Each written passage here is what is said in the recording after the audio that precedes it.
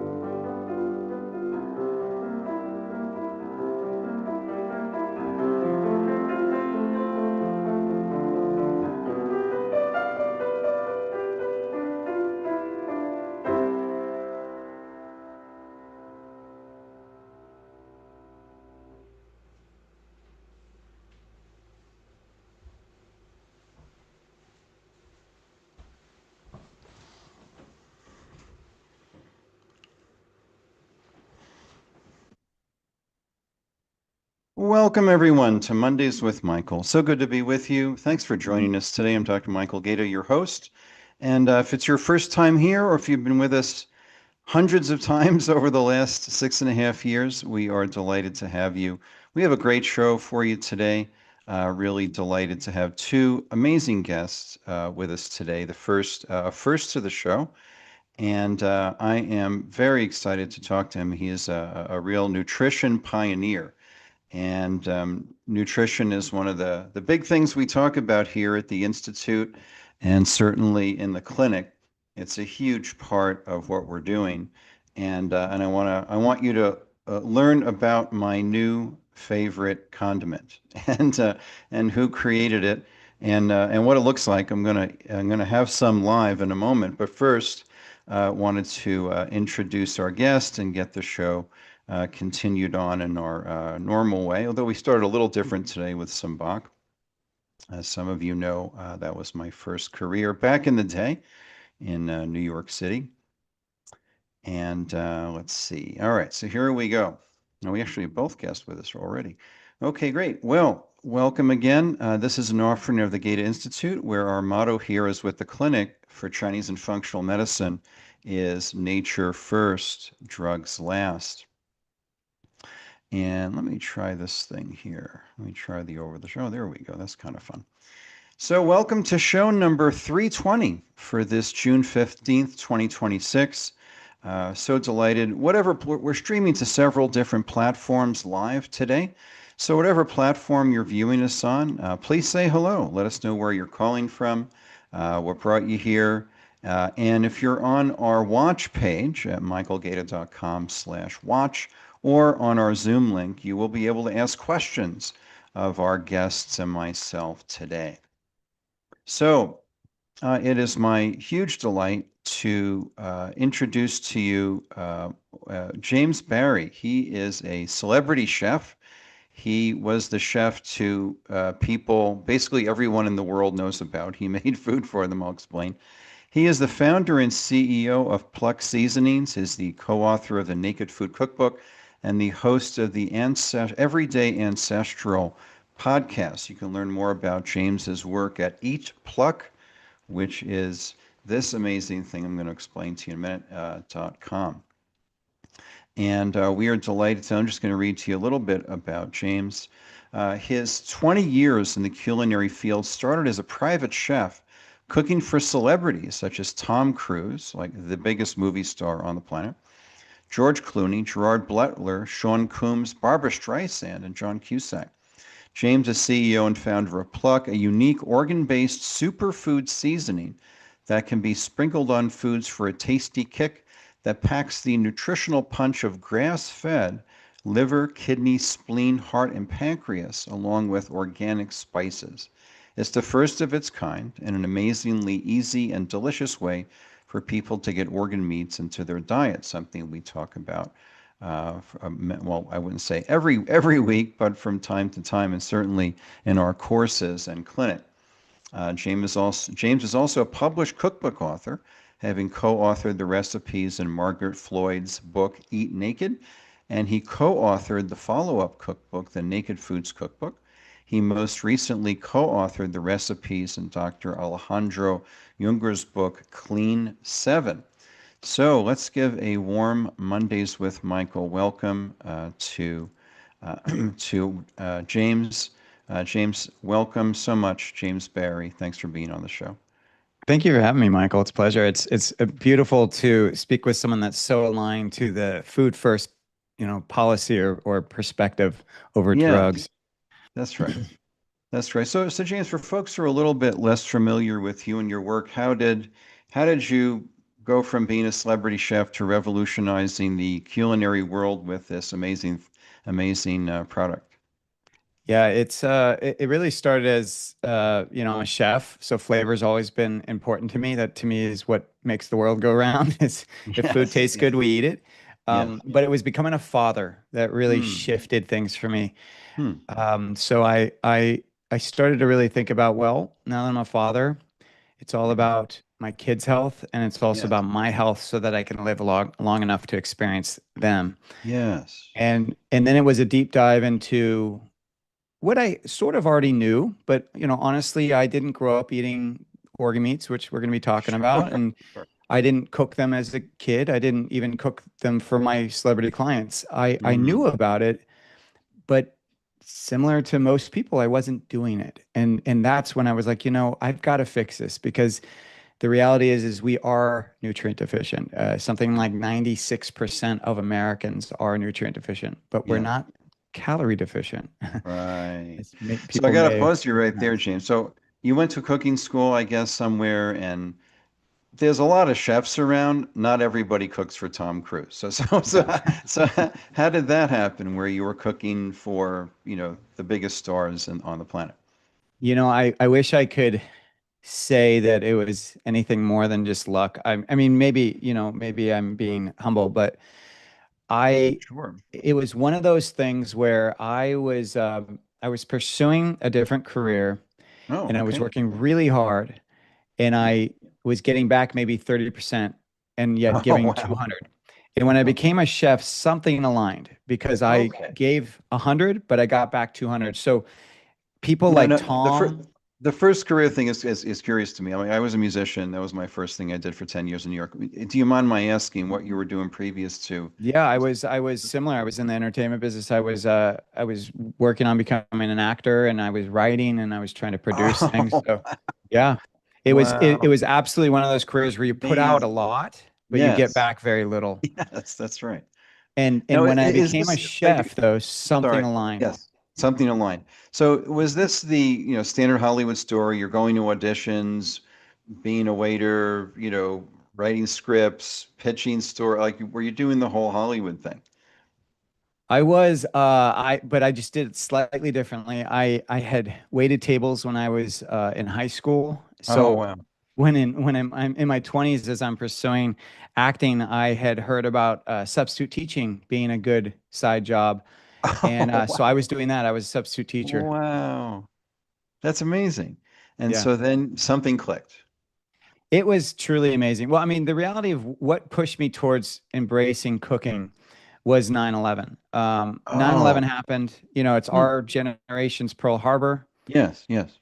And it just made me think, you know, life is short and I Mm, want everything I do to have heart. And so I mm, reevaluated, I kind of audited my life and I said, well, what is it I truly love? What is it I want?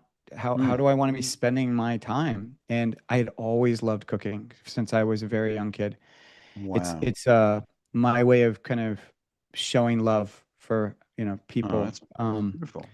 Yeah, so I switched gears and it was truly amazing. Like Tom Cruise, George Clooney, all of these stars, Barbara, they all came to me just through relationships and or people hearing about what I did Hmm. and how I did it.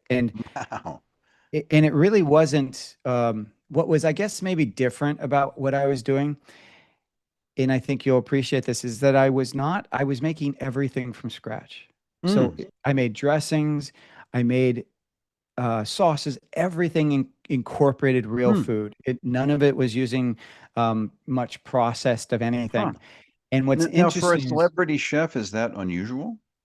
it was at the time it sort of was because how people Mm, define health right. is at the, you know, if you, we remember, you know, back in the day, healthy food was looked at as chicken breast, skinless, boneless chicken breast, steamed vegetables, and, you know, a baked Right. potato. Yeah. And so the kind of the way we are now with healthy food, it's so Yeah. much more exotic. There's so much more flavor. But back in the day when I first got done with culinary school, Hmm. knowing how to make really tasty, healthy food was rare. Hmm. Huh. Wow. So you differentiate yourself from, I mean, yes, there's always an element of luck when you get to that level, perhaps. But you were loving people through this is your service to the world. You were pouring your heart into it. You were making things from scratch, and you earned referrals of some pretty significant folks. Yeah, the fact that I was able to just build that resume without any hiring office or broker or anything like that Oh, was is that pretty how it amazing. usually works? Well, a lot of private chefs go through like services. There's Oh, service agencies that provide, you know, your housekeeper, your property manager, you know, for the people that are, you know, people of high net worth who are looking for people to hmm. manage their lives. And then chefs are usually part of that. And I Oh, had never used one. do you bypass that whole thing? Incredibly, I did. I think the luck was that the school I went to, it doesn't exist anymore, but it's called the Natural Gourmet, and it was known. Oh, sure. You know it. Okay. Well, my former wife graduated their New York program. Yeah, She went exactly. through the So, chef training program after studying. She went through a culinary chef training program in Paris, learned traditional French cooking, wanted to learn healthy cooking, went through the, was it 9 month or whatever it was, natural gourmet program in New York. well, and you just highlighted the difference, right? So someone can learn how to cook, but that doesn't mean it's healthy. Like, so she went to that Right. school in France. That doesn't necessarily mean she really learned how to work with food, how to sprout things, how to soak things, how to actually, you know, incorporate, make sure that things are truly absorbable and Right. healthy for the individual. And that's what I learned at this school, as I'm sure she did. Yeah. And that school was known for being a place for people in LA to find chefs. I didn't know that when I went, Really? but I got immediately, I Wow. kept getting referred for all these jobs. Huh. Amazing. So I have to ask, what can you share that's okay to share about how these folks were who you interacted with, these celebrities? Any You know, the celebrity best thing I can stories you say, want to because share? yeah, I think the best thing I can say is just that a lot of people think that they're different from all of us. Hmm. And they really aren't. They're just Hmm. human beings that are they're in extreme circumstances and they have money to put behind things. That's Yeah. really the difference. They're also susceptible to trends. They're also Hmm. susceptible to whatever the newfangled diet is and trying it out Right. and thinking that it's right, but they just depend on other people to fulfill it. Right. Right. So, so you, I think you had something of a transformation. You were the touring chef for with cooking vegetarian and vegan and Yeah. such. You did, was it 50 cities and 60? What was that about? And tell us about that. But also, you've had quite a shift from vegan to organ meat. So love to hear about that. Yeah, I was never a full-fledged vegan. I Right, right. explored veganism and just different diets in general Sure, in sure. my early 20s. And I Right. didn't go down the chef route till I was in my early 30s. So Okay. for about 10 years, I was trying cleanses, I was trying, Mm. tofu, and I would just notice how it affected my health. And then Hmm. when I got to culinary school, though, it Right, all connected. All the dots started to connect. But the reason I went to that culinary school to learn about vegan, vegetarian cooking was right. because I recognized that becoming a chef was not distinct enough. That if I could Oh, specialize in something that would set me apart from all the other chefs. And that's right. ultimately why I did it. And I learned so Oh, many great techniques there okay. that I apply to my omnivore cooking. I mean, Hmm. we think that if you that there's a big divide between veganism and being an omnivore, and there really isn't. It's Hmm. the difference is it have animal products or not, but the procedures aren't that different. Like I said, if Right, if you're soaking your grains, you're going to do right. that for either party. If you're um, if you're sprouting your nuts and seeds, you're going to do that for either party Hmm. because those support digestibility. And that's Right, ultimately what you want. You don't care as much about does someone eat animal or not. You just want whatever you're serving them to be digestible and absorbable. right. So did you say a Natural Gourmet is not there anymore? No, that when Anne Marie Colvin died, her Right. daughters tried to keep it going, but Oh, they I didn't couldn't know do it. that. Okay. Yeah, Okay. so and this was a while ago, maybe Right. over 20 years ago. Oh, But okay. Okay. yeah, it was a while ago. But Okay. they ended up selling it to another culinary program. So now it's a subsidiary program within some kind of culinary umbrella. But I I don't see. think it's the same program. That's why Yeah. I can't refer anyone there because Right, right. I don't think it's all the same program. Yeah. So, I think you have 2 kids, is that right? I do. Yeah, Yeah. same I as have me. a And yeah, please. Oh, I was going to say that when I kind of what made me Because you're think one of about. them got sick, right? Yeah, exactly. When I was kind of realizing that something needed to happen here to help get my kids these nutrient-dense foods is they both got Shiga toxin during a trip to Canada, and Wow. Shiga toxin's a form of E. coli, and it's Yep, deadly for the elderly, and it can be deadly for young kids. for sure. And it's basically you can't give them antibiotics, you can't hold Right. anything in, so you just kind of have to let it play out. Well, Mhm. in my then 5-year old, she got through it in about 3 days. My 1-year old, who was already very lean, um, it it it was 8 days out and she still had it, and I watched Oh, her go to skin and bones, and it was wow. extremely scary. I can imagine. Then when she finally could keep something down, it was Right. toast. It was just Oh, toast. And my wife's a functional nutritionist. Here I am a chef, and we're just watching her because when you mm. come out of the sickness, the one food you can eat, you get addicted to. You think you're scared to eat anything but that food. So Oh, she wouldn't eat anything but toast for weeks and weeks.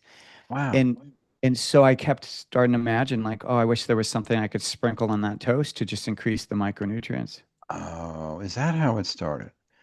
Yeah. Wow. I guess I'm guessing there was like a quarter inch of grass-fed butter on that toast for I the did. I did try to put as much butter as I could. wow. Absolutely. But I mean, that is ultimately the issue is that, being calorically sufficient is very different than micronutrient sufficient. All And I think right. that's where people get trapped is they Yep. think if I'm eating the boneless, skinless chicken, if I'm eating the steamed vegetables, if I'm eating, Right. a The baked skim sweet milk. potato, then I got my needs met. And it's like, Right. not really. Yeah, Yes. you just got some calories and you did get it from Yes. Whole Foods, which is a great start, but you didn't necessarily get the micronutrients you need to really thrive. Right. I call it overconsumptive malnutrition. Yes. Yes, absolutely. So she recovered, obviously, with your help with getting some more nutrition into her. Yeah. Now I still didn't incorporate the organ meats then. That was Yeah. just what spurred the idea. When I Oh, started to okay. really dive into, is this possible? Yes. Um, that's when I started testing it with parties. You know, if we had dinner parties, I would put it in the Mm, food, but not tell everyone. right. And then after we ate and everyone loved the meal, I would say, "Hey, did you know that there were organ meats in there?" And they're like, "What?" Um, yeah, it's very fascinating. So organ meat. So in Pluck, we Then use you know who five your organs. friends are if they come back for the next dinner party. Oh, well, and this is what's funny. When you put Pluck on, they do. And here's why. Oh, Pluck is amazing. I'm gonna show it to everybody. Yeah, so the Pluck has five organs in it. And what it Yeah. is it has liver, heart, kidney, spleen, pancreas. And what I did was I took the freeze-dried powdered organ meats that already exist, that are already being used in supplements or capsules. Right, right. And I kept it, I put it in the seasoning. I made a seasoning. It's got the salt, it's got organic spice and herbs. And so the Right. seasoning makes the organ meats taste good. Yeah. But then the organ meats add a depth to the seasoning Yes. because the Yes. organ meats are umami. Right. And that's I'm sure you know this, but maybe some of your listeners may not, but umami is the fifth unique taste. So we have Yes. sweet, sour, bitter, and salty. And umami was discovered in the early 90s, late 80s, and it's best described as kind of savory or meaty. But what's interesting is when you have a unique flavor or a unique taste, it it brightens the food. So one of Mm. the biggest compliments and or feedback we get from people is that all I did was I used your seasoning on my food that night. That's the only change. It's food I normally make for my family. Mm. And that night they wanted seconds and they kept complimenting me on the food. That's Yeah. great. That is great. So this is from James's website and social presence, which is wonderful. And there he is at his booth. What event was that, James? Uh, Oh my gosh, I do so many, but I think that one was called Keto Con at the oh, time. sure, I think it's called sure. it's called something else, but at the Yeah, time it was called Keto Con because I sure. recognized the booth next to me, and those are friends of mine. Oh, okay. That's great. So this is James's slide here. The fifth taste after sour, bitter, sweet, and salty, and savory is umami, stimulating to the entire mouth that hits the palate with much pleasure. Yeah, So how old are the girls now? My daughter's 17. oh Um, wow, okay, so you're almost a empty nester, or maybe you are now. yeah, Um, my son's in college. Yeah. okay, mine are 10 and 14 now. Oh, great. That's Yeah, awesome. So this is also from a little bit from James. I'm with you, James. This is what it's all about, is taking care of the kids. it really And is. Yeah, that's right. That was their age right when I was first starting the business. oh, wow. And that was only about maybe a year and a half, maybe 2 years after the sickness. And Wow. yeah, Well, I it's fascinating when you are, how do I say this? Like it's just fascinating when you're doing it for your kids. oh, We huge. cannot underestimate how our kids really are the canaries in the coal mine. We're That's right. seeing things show up in them that, historically haven't shown up as prolifically as they have with our kids in these Yeah. generations. Yes. And I can't tell you how much I love it when I go to an event, when I look at my own kids, I see kids loving this seasoning. I Mm, see them yep. just wanting more and more and more. And I see the smile on the parents when Yes. they're feeling like, oh, my kid is getting organ meats and it was effortless. It just Yeah. makes me feel so grateful Yes. because coming up with a new product that is a real food-based product, not made in a Right. laboratory, it's kind of unheard of nowadays, Mm, It's right. happen often. Right. So I feel very grateful. And in many ways, I feel like it was a higher power that kind of came through me when I came up with this thing because Yeah. it really is the easiest way to get these organ meats in the diet. It's not the only way. Of course, if you eat them, that's fine. But most Yep. people are not doing it. Yep. And I was not doing it. And yet I'll do this. I'll do the seasoning Yes. and I'll do it day and night and I'll put it on everything we eat. Yes, that's right. Well, James, I have to thank you because my son, who's 21, he's on a summer break now, and he's a pretty picky eater, but he'll eat about a pound of bacon and sausage a day, roughly. And but he's a pretty picky eater. He doesn't eat vegetables, doesn't eat fruit. That's right. It's kind of like the shoemaker's son who doesn't have Yeah. shoes. the nutritionist's son doesn't eat vegetable. But anyway, Ain't that the truth? so this was like, I don't know, this is a month or two ago, and he was home either on break or from school, and it was Mexican night in the Galleta household here. So I was making, beef stir fry with, the usual, taco, tortilla, or whatever, corn, beans, rice, cheese, salsa, whatever. And I whipped out the Pluck original, and I'm like, let me see how this goes. And unprompted, didn't say a word. And he says, Dad, this is the best taco I've ever had. And That's it's like, beautiful. done. So my kids have been eating organ meats for months and without knowing it. And Yeah. you did a great job on this. I mean, I've been eating organ meats for years, recommending it to patients, and you literally don't taste it. So I think this would be a good time. I'm going to do a little demo, if that's okay. I know you've done this 1,000 times, and I want to hear the Shark Tank story. But anyway, so I'm going to be, I have my little dog here. And Oh yeah. Do you have the Pure? The Pure is great for the animals. yeah. Oh, pure. Okay, wait, what's the pure? So Pure, so we have Oh, currently we right, I have have seven that. products, Have that. but Yes. we have Pure organs and we have Pure brain, and the Pures have no salt, no seasonings, because you don't necessarily want to give, you know, Here's the pure. onion and garlic to your pets. Yeah, Yeah. exactly. That's the one you can give to humans and pets. And Oh, okay. what's cool about it is if you have a picky cat or even a picky dog, Yeah. it's pretty much guaranteed they'll eat their food if you just sprinkle it on there. Oh, that's great. Thank you for Yeah. the tip. So he's a beautiful soft coat. And when I meet, other dog owners or take him out on Pearl Street here in Boulder, everybody's like, "Wow, he has such a soft coat." It's like, well, he eats really well. So one of James and I's favorite foods is this. This is going to be a little messy.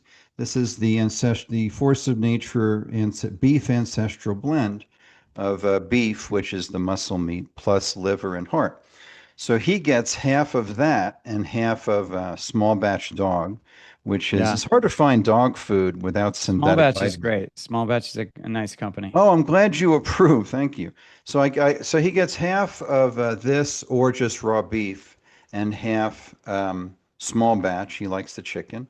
And then while I'm making his food, I get a little wad of I guess in France this would be like steak tartare almost, Yeah. just the raw meat.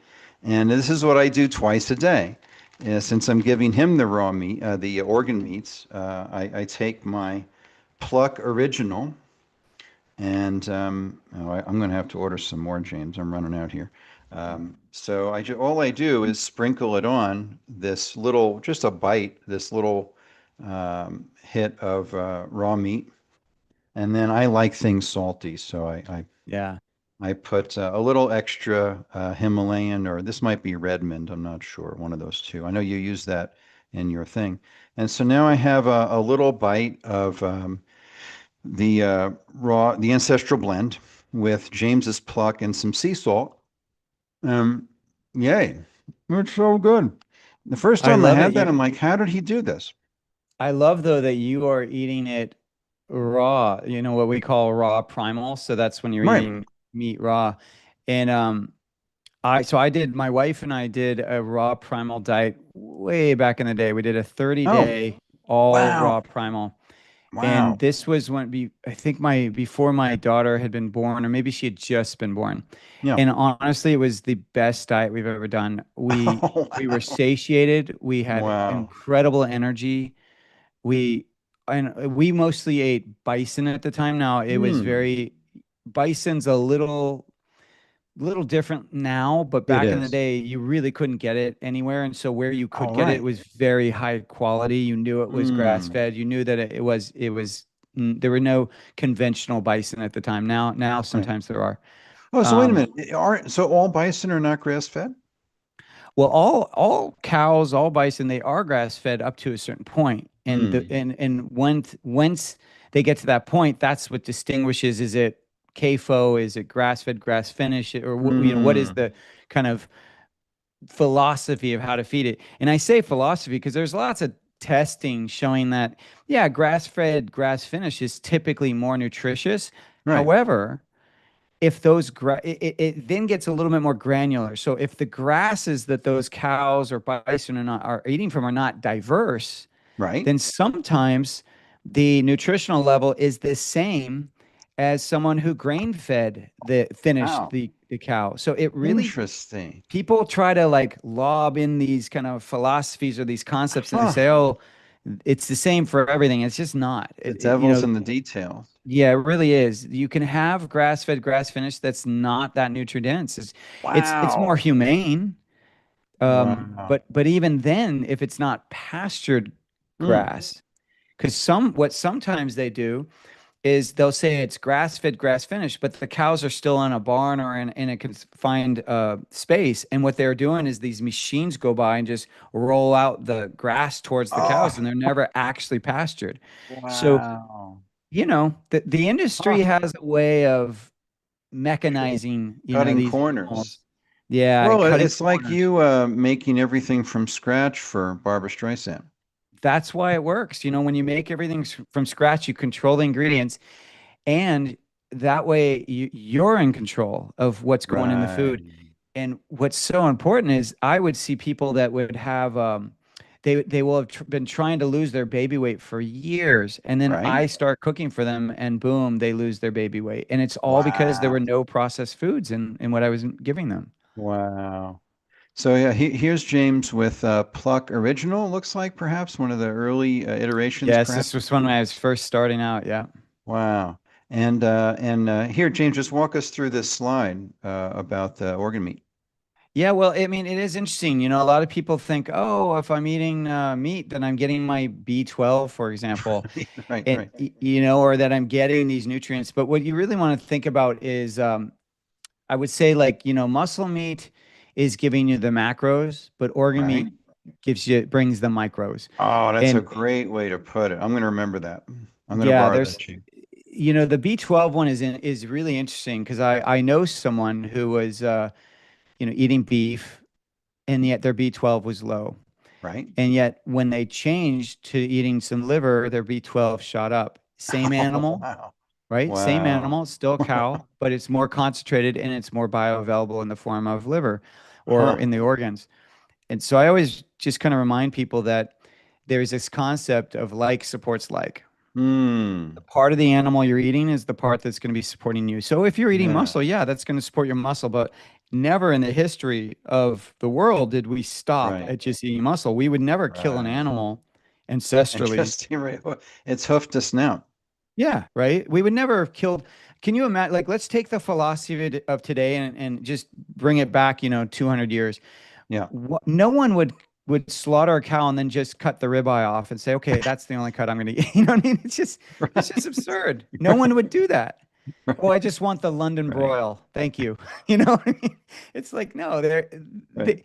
it's absurd. The energy it takes to kill an animal, Right. the taking of a life, it's not so simple No, as no, what we project it to be. And so when you do that, the effort it takes to do that, you're not going to waste a single thing. no. And you can look around the entire world, and every culture, every country has some Yep. semblance of eating organ meats and Yeah. using the whole animal. They may have changed in modern times, but ancestrally they did use it. And that was an unspoken communicate. Like, no one talked about, hey, what are you guys doing over here in the Hunza? What about you in the Arctic? Should we do? No one was communicating with each other. They did Except it because it Dr. worked. Price. Yeah, Price. Yeah. Yeah, him, and of course Pottinger. Like Yep. they were some of the first The ones to say, you know dentists. what? Yeah, if we when we feed people these ultra processed foods, Mm. they're changing. Their facial structure Right. changes. Their teeth The get worse. teeth change. Yep. Yeah, and then with Pottinger, he was seeing that it wasn't just immediately the cats saw degeneration. They would Right. see it in the next, generations and Yeah. force. It would get Yeah. passed down. Right. Yep. And And yep. Yeah. Price found the same thing. It was a generational thing, and in the rare cases where they returned to their ancestral diet, it took a couple of generations to recover for the palate to widen and all of that. And Yeah. here's the thing, we have to remember this is happening to us now. So Right. our great grandparents are probably the last generation that were really eating, Huh. whole Right. foods, Right. truly, Right. right? Right. Right. And so what are we seeing, in the current generation when we're seeing an uptick in issues around the brain, or Yep. you're seeing kids not able to regulate their emotions very well. You're Right. seeing lots of autoimmunity. You're seeing people having issues getting pregnant, which is Hmm. exactly what Exactly. Pottinger saw with the cats. That's right. That's right. They So, couldn't reproduce. we 15,000 cats. Like it was pretty replicable. Yeah. Yeah. So people can say, "Oh, well, that's cats. We're humans." It's like, no, it's playing out. It's playing Yep. out. And if we don't start really reconsidering that, that the emphasis shouldn't, in my judgment, it's not about go carnivore or go keto, go this. It's not Right. about necessarily the diet dogma. It's Right. about focusing on real food. And I say when Yep. you're you want to focus on food that is an ingredient versus has ingredients. That's Hmm. the Oh, I distinction. like that. I like that. That's great. So, James, just walk us through this formula. I know you have several different formulas. This, I think, is the original, perhaps. Yes. Like, so how did you, I mean, this is it tastes amazing. Tell us about the formula and how you source the ingredients. Well, let me point out first. So you notice the first ingredient says onion. Yeah. And what is the normal first ingredient for a spice blend? Salt. Yeah. So people can't, first of all, that's right there, the biggest difference between, well, the biggest is that we have organ meats in ours, but I would say the second Right. biggest Right. Right. is Right. is that distinction right there, is that when you buy a salt blend or a seasoning blend, you're buying salt with some seasonings. Salt for us is like the third or fourth ingredient. So what you're Mm, getting with our product is you're getting seasonings with right. some salt. And Right. that makes a huge flavor difference right there. Right. But That's right. so this was our first original formula. And the only difference is now we use Redmond's real salt. That's the Oh, only great. change. We don't use the pink Himalayan, we use Redmond. Sure, sure. Oh, okay. Um, So but when did this come out, James? we launched in January of 21. Really? Yeah. Wow. Well, you've done a great job. This thing is blown up. Yeah, thank you. And we also don't use the green onion ended up being really hard to source. Oh, okay. So that's not in the Sure. blend anymore, but I love adding green onion things. But how we do it is basically, onion and garlic are the two parts or the two seasonings that kind of help to offset the organ meat flavor. Yeah. And and then everything else, like this mix for the original, is a mix that I used as a chef for years. In my 22 years, I Wow. probably used it for 12 years. So this was a tried and true Yeah, all those dinner blend. parties you're trying out on your friends. Yeah, exactly. The lemon peel is a bit of a trick. Whenever you're cooking, if you find that the flavor is a little kind of flat, well, you'll Right? appreciate this as a musician. So I look at flavor as notes. And so if I Hmm. see something's flat, I add a Hmm. high note. And so high notes are anything Oh, that's kind of acidic or has that yeah. kind of brightness to it. Like And tomato lemon, or lemon. exactly. Lemon peel or even lemon zest really Right? adds that kind of height Oh, to a flat food. So I wow. love adding, lemon zest or a little bit of lemon juice or something like that to Right? most things. That's amazing. Well done on that. And so where are the organs from? So we're sourcing them from New Zealand. I worked Wow. for a few years on trying to source them in the US, and sadly the supply chain is just not here. They Really? Yeah, it's really Wow. it's I thought very the demand disjointed. would have just blown up. It has, but it's still not established. So one of the issues is that most Wow. supply chains, so most slaughterhouses are not set up for more than the parts they already provide. So you have Really? to, yeah, you have to change your HACCP plan when you Huh. start to introduce new products.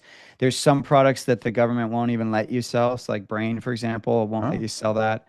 sure. Um, the and so we were finding liver, we were finding heart, you could find kidney for the most part, but Right. finding spleen and pancreas were harder. Spleen a little easier, but pancreas nearly impossible. So And James, is the problem that the cows aren't there, or is it they're not set up to harvest them? they're not set up to harvest them. The cows are there because they're killing the animals. Like I Wow. went to one slaughterhouse in Wyoming, Yeah. and the processor was there, so I was able to ask them a lot of questions. And I straight up said, I said, "So what are you doing with the parts of the animal you're not selling, and what's that percentage?" And he said, "Well, we process about 51%, and then we're basically not using about 49% of it, and we don't have a way to use it. We don't Wow. we don't have a way to put it into something, so Interesting. we just toss it out." Wow. Yeah, That's because that's they have to pay. When a slaughterhouse gets rid of anything, whether wow. it's the blood or anything, they have to Yeah. pay a service to come and extract that for them. So Huh. they if they don't have a way to sell the product, they're not going to harvest it. So they just Wow. throw it out. People assume it's going to dog food. In some cases it is, but not Right. always. I mean, I just thought, I mean, I was obviously wrong. I just thought with the increased interest in paleo, carnivore, ancestral, organ meats, all of this, that there would be enough demand to shift the economics to where it made sense for the rendering plants to be set up to meet that demand, but I guess not. Well, we're working on it. I mean, Yeah. there are some companies that are able to get liver, so they're saying, "Oh, this is U.S. provided liver." But Hmm. finding all of the organs we use is a bit challenging. Like we have a Wow. brain product out now. Like as I Okay. mentioned, you can't even get that in the U.S. So we have straight up pure brain, and then we also have what we call Cinnabrain, which is cinnamon with the Right. brain. And Right. then we are going to be coming out with testes as well eventually, because that's going to Oh, support men's virility and sure. testosterone. And then we're going to have women's blends with bovine fertility organs, which is Oh, FRT, wow. and those are Oh, all okay. coming. But you can't get a lot of that stuff here. Wow. So, Wow. all the supplement companies, they're either sourcing from New Zealand or they're sourcing from Argentina. They're going to Interesting. countries. Ireland is another one. They're just going to Okay. countries that are They're making set these up cuts for it. available. Yeah. Wow. Well, you're stating in this slide here, James. This is from your Facebook account, which is loaded with great information, by the way. Really recommend folks go there. This is exactly our philosophy that we teach here, is trying to shift towards foods and plants in the diet and in the supplements, and away from synthetics. And here's James. When nutrients are coming from a whole food, the body is in sync and can absorb. The body will take in what it needs and extract what it doesn't. It was great way to say it. Well, I use the analogy. I mean, one of the big issues is that we are completely out of touch with what our own bodies need. So we are the only, and this is not my quote, but Dr. Bill Schindler's quote. It's Yeah. We are the only species in the world that looks to someone else to tell us what to eat. Oh, wow. It's a good point, That's a right? good one. That's a And good it's one. even more kind of humbling when you realize that there's over 9 million species. So clearly we Mm, did know at one point, but yes. our big brain has gotten in the way. So Yeah, right. one of the things I really try to help people with is, and why I'm advocating not using capsules, is because when I put salt on your tongue, Right. your body communicates to you when I Oh, should it's a stop. lot of information. That's right. That's right. But if you swallow a salt capsule or a Right. tablet, there's no communication. Only later, maybe Mm. 30 minutes later or an hour later, do you go, "Why am I so bloated?" Oh, Oh, I got something. So it's a delayed response versus an immediate interesting. communication point. In this body we're in, the Homo sapien body, I mean, people would say it's over 200,000 years old, right? Well, the communication pathways that were developed for this Homo sapien body, um, they were crucial. They told us two very Mm. important pieces. Is this food going to kill me or is it going to nourish me? And that was serious, Mm. right? Because if you ate the wrong Right. mushroom, you died. Right. So, Right. this communication pathway that's been developed for that 100,000 plus years, we'll put that alongside what the way we're currently eating this kind of ultra processed Right. flavor added foods. What is that? 100 years old? It's not Hmm. that old. Hmm. So we're dealing with 100,000-year-old biology communication versus, Right. marketing, packaging, shelf stability, flavor Right. confusion. And Right. and and it's very our bodies are confused. And then what we're being taught is, hey, you're undernourished, so go take some supplements. But what's fascinating Mm. is if anyone is into food freedom, if anyone believes in just agency and advocacy, Yeah. self-advocacy, well, you're being taught to basically outsource your health because when you're Mm, told, when you take a supplement, there's no communication pathway that's supported, and so now you are beholden to whoever mm-hmm. told you to take that supplement, and Mm-hmm. you will never know. Did I get enough? Did I get too much? Did I not get enough? Right. Like you Right. just won't know. Whereas your Yep. body will regulate. Your body That's is right. not going to let you eat what it doesn't need, and it's Right. not going to overdo it. Yep. We can use the juice as an example, right? And I'm sure you talk about this. It's like, you or I could eat maybe one, two oranges, right? But our body will, it will get us to stop. Right. Like our body Yeah. will stop and say, yeah, I don't Yes. need a third. Yep. But when you drink a glass of juice, you drink 3 to 5 of those oranges, For and sure. your body would never do that. So Yep. when you separate a whole food and only take part of it, your body gets confused. That's right. That's right. Before I went to acupuncture school, I went to school for massage therapy, and one of my classmates was she was orange because she was a juicitarian. Eating all the And carrots. yeah, she's just drinking carrot juice. I was like, Yeah, there's the 20 whites of your carrots. eyes go Yeah, orange. yeah, Yeah. yeah. All this carotenoid spillover, the liver just couldn't handle all that. So she's drinking these massive quantities of just all these juices, and she was like a little orange pudgy gnome. She didn't look healthy at all, No. and she was orange. I'm like, this can't be good. And I didn't know this is 37 years ago, so I didn't know enough to offer some commentary, but you're really right that the food first philosophy is really important. Yes, there is a place for supplements. There is a place for that stuff. It's Sure. just we have to focus on the foundations first. And That's now, right. we're of course dealing with peptides and all these other newfangled Right. things. It's like, Right. Right. that stuff has a place too, but it's just Sure. none of it's going to work if you don't focus on the foundations first. Yeah. I think it's interesting that a lot of people are focused on their weight. Yep. They want to try to lose weight. Well, you want to know the biggest tip on how to lose weight is make sure that the food you are eating is Mm. nutrient dense, because Mm. when you get nutrient sufficiency, your Yep. hunger goes down. That's You're right. not hungry for more food. And that feeds And the so physiology. Yep. exactly. So your body, what's fascinating, I didn't know this when I created it, but I'm getting reports that when people start using Pluck, and they don't change anything else. They keep eating the same foods, but they're just Right. adding Right. these micronutrients to the food, that they actually lose weight because their body Mm. is not as hungry. That's right. That's right. Yeah, because sometimes the hunger is just begging for nutrient, calling Yeah, out for nutrients that they're not getting in the processed diet. Yeah. exactly. So James, tell us that you were famously made it to Shark Tank, and how did that go? Well, What that was was that like? fascinating. They actually reached out to us and said, "Hey, we think your product would make good TV. Do you want to apply?" And so I was like, "Yeah, I'll Yeah, yeah. apply." So I when was saw it as a this? great way to amplify the This was message. last year, right? Yeah, just it aired in October, I think, of last year. And when Uh, did you shoot it? June of last year. Oh, okay. Yeah. And it was honestly, it was a great experience. Of course there's things I wish I could go back and redo, Sure, but sure. and there's lots that they don't show. I mean, you're in there and you're filming for like 45 minutes, but they only Oh. show about 6 minutes of it. So there's so much that people don't Oh, see. And okay. and then, and of course they're shaping your talk to make it fit with the other Right, businesses for that episode. And so, right. for example, my episode, I was the villain in a little bit, like, because the first two businesses that they showed in my episode, they were crying and they were sharing their founder stories.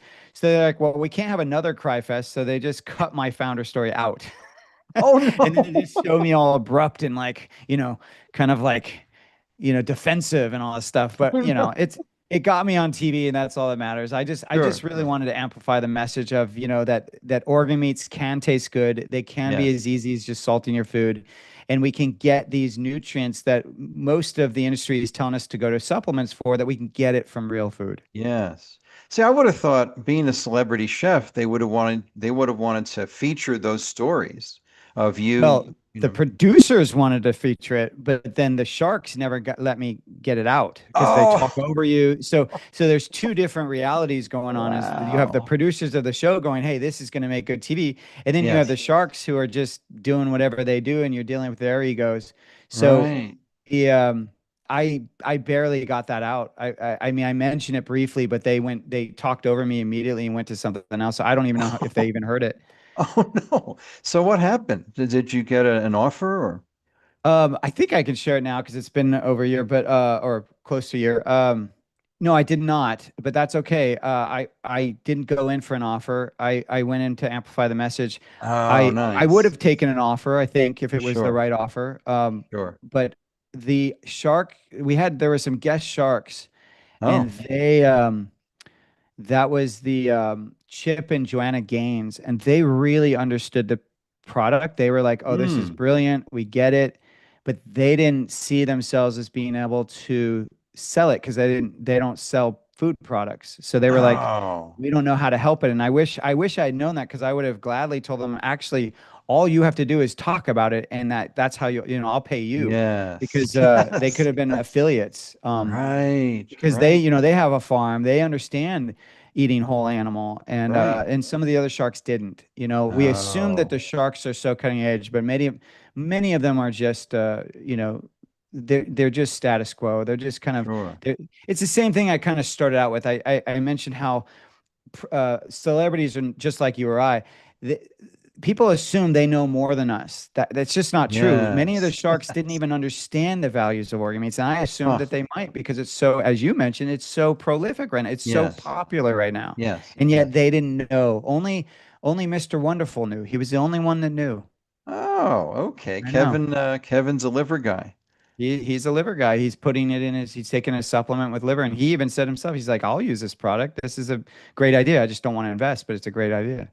Did that get on the air, him saying that? Yes, I think Okay. he did say like I would buy that. Yeah, I think it did. Huh. Wow. Wow. Amazing. I could just picture, one of Mark Cuban's sports teams, them having pluck in the stadium or whatever. Would have been Well, great. Mark isn't on the show anymore, so he wasn't one of the Oh, Sharks. oh, he wasn't there. Okay. Okay. Yeah, but I agree. Yeah, a lot of sports teams. Many people don't know this, but a lot of the nutritionists that work with sports teams now. I'm thinking of the LA Lakers. Right.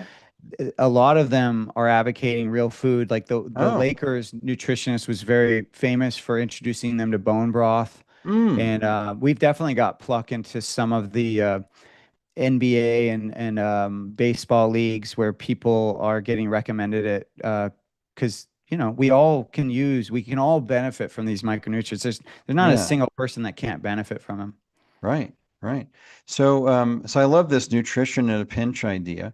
And I think you have a lot more flavors than are Yes, represented yeah. here. I've We got have we I've have got zesty garlic, spicy yep. mild, habanero lime, and pure, in addition to the original. We So have tell us. actually even more than that now. So we changed spicy mild to Southwest. So Oh, now if okay. you go to the website, it's called Southwest.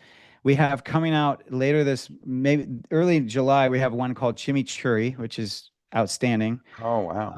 And then we have so that you'll like this. So in your demonstration, you put some salt on the on the meatball. I did. I did. Well, we have coming out, we have a blend called Lion Salt. And what it is Oh, just the salt replacement. So it's 60% salt, 40% yes. organ meats. And Oh, no way. Oh, I'm yeah, there. I'm there. I'm going to buy a pallet of that. yeah, it's really good because it's extremely high in organ meats and yet you don't taste them. Wow. All right. So what do we got here? We have original. We have Yep. zesty garlic, Southwest, which formerly known as what? Spicy Habanero. mild. Yeah, Spicy we changed it mild. because Okay. people were getting thrown off by the spicy and we're like, it's not Well, that spicy. yeah, yeah, yeah, yeah. I was a little confused that it was a bit of an oxymoron. Is it spicy or is it mild or is it mild spicy? Yeah, absolutely. And then we've got habanero lime. I've got that here. And then we've That's got, for people that like spicy. oh, habanero lime. Yes, yeah, it's got a Okay. nice kick to it. Yeah. Now this, I do have the, wait a minute. This is called pure. Is that the same as pure Yep, organ? that's the same. It's that one is pure organ, so that's just the 5 organ blend, liver, heart, kidney, spleen, That's pancreas. it.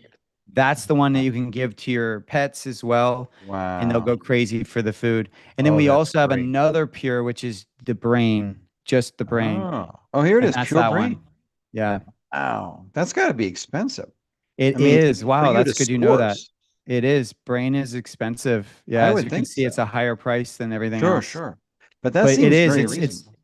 it's expensive, but honestly, what's so fascinating, going back to that like supports like, so the people Yeah. we have it in the Cinnabrain as well, the cinnamon one, and Oh, what we're getting reports on, people are adding it to their coffee and they're telling us that they feel more grounded and more focused. And I'm like, well, oh, yeah, that makes sense. wow. Okay, so wait a minute. I want to understand this guy here, James. So we've got the cinnamon. Where's the ingredient? So we've got the cinnamon. This is the cinnamon brain. Let's Yeah, see. it Oh, just here has it is. cinnamon. It has Right? cinnamon. It has Oh, brain and nutmeg, nutmeg. Oh, and then wow. brain. That's it. 3 Oh, ingredients. I love that. And it's Wow. 35% brain. So Oh, it's a that's awesome. higher blend mix. Yeah. But yeah, you won't taste Wow. it. You don't taste the brain. You want to hear a Wow. funny story? So Yeah, yeah.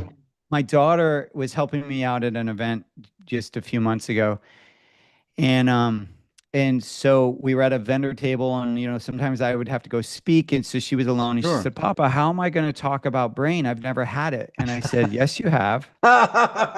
And she said, "What are you talking about?" I said, "Well, What are you whenever you've talking had oatmeal, did you notice the cinnamon that was on the oatmeal? That was the brain." And she said, "I can't believe it. I about? can't believe it."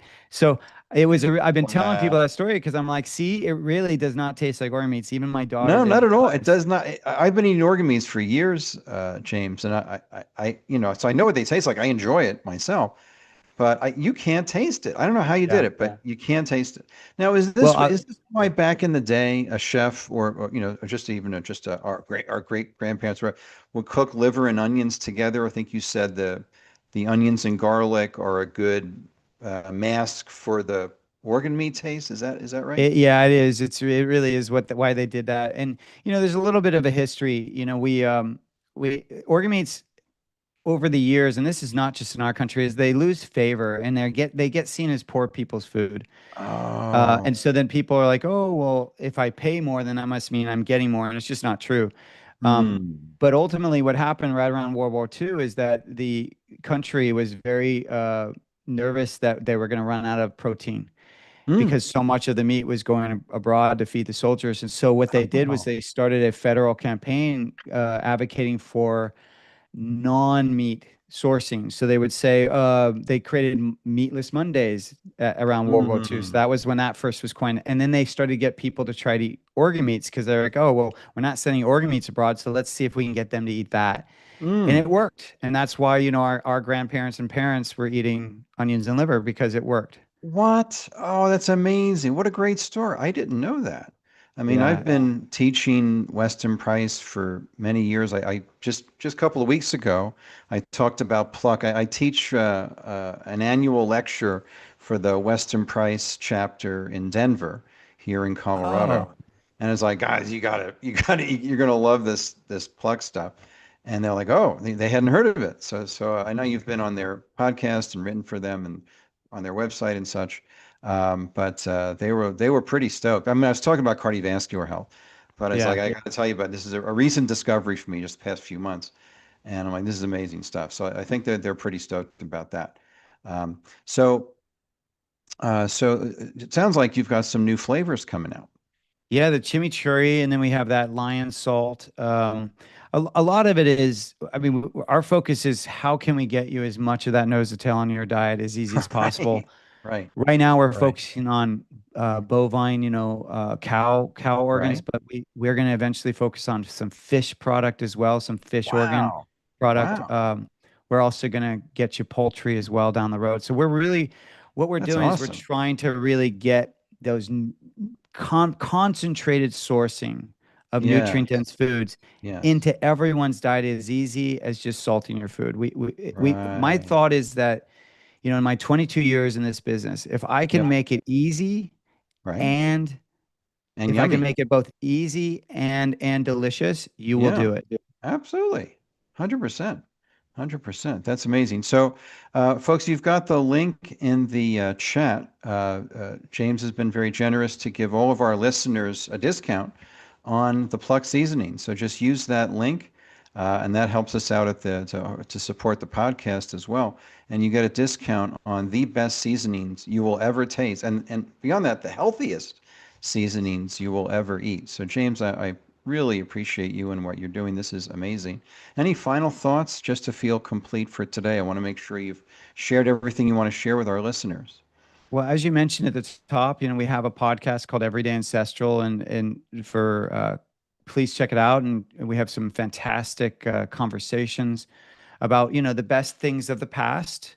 Yep. And how we can bring them into our present. Because I really do want to emphasize the power of Pluck, and really the power of how I like to talk about this stuff is it's not to me about taking steps backwards. I'm not trying to get everyone to walk around with no shirts and loincloths.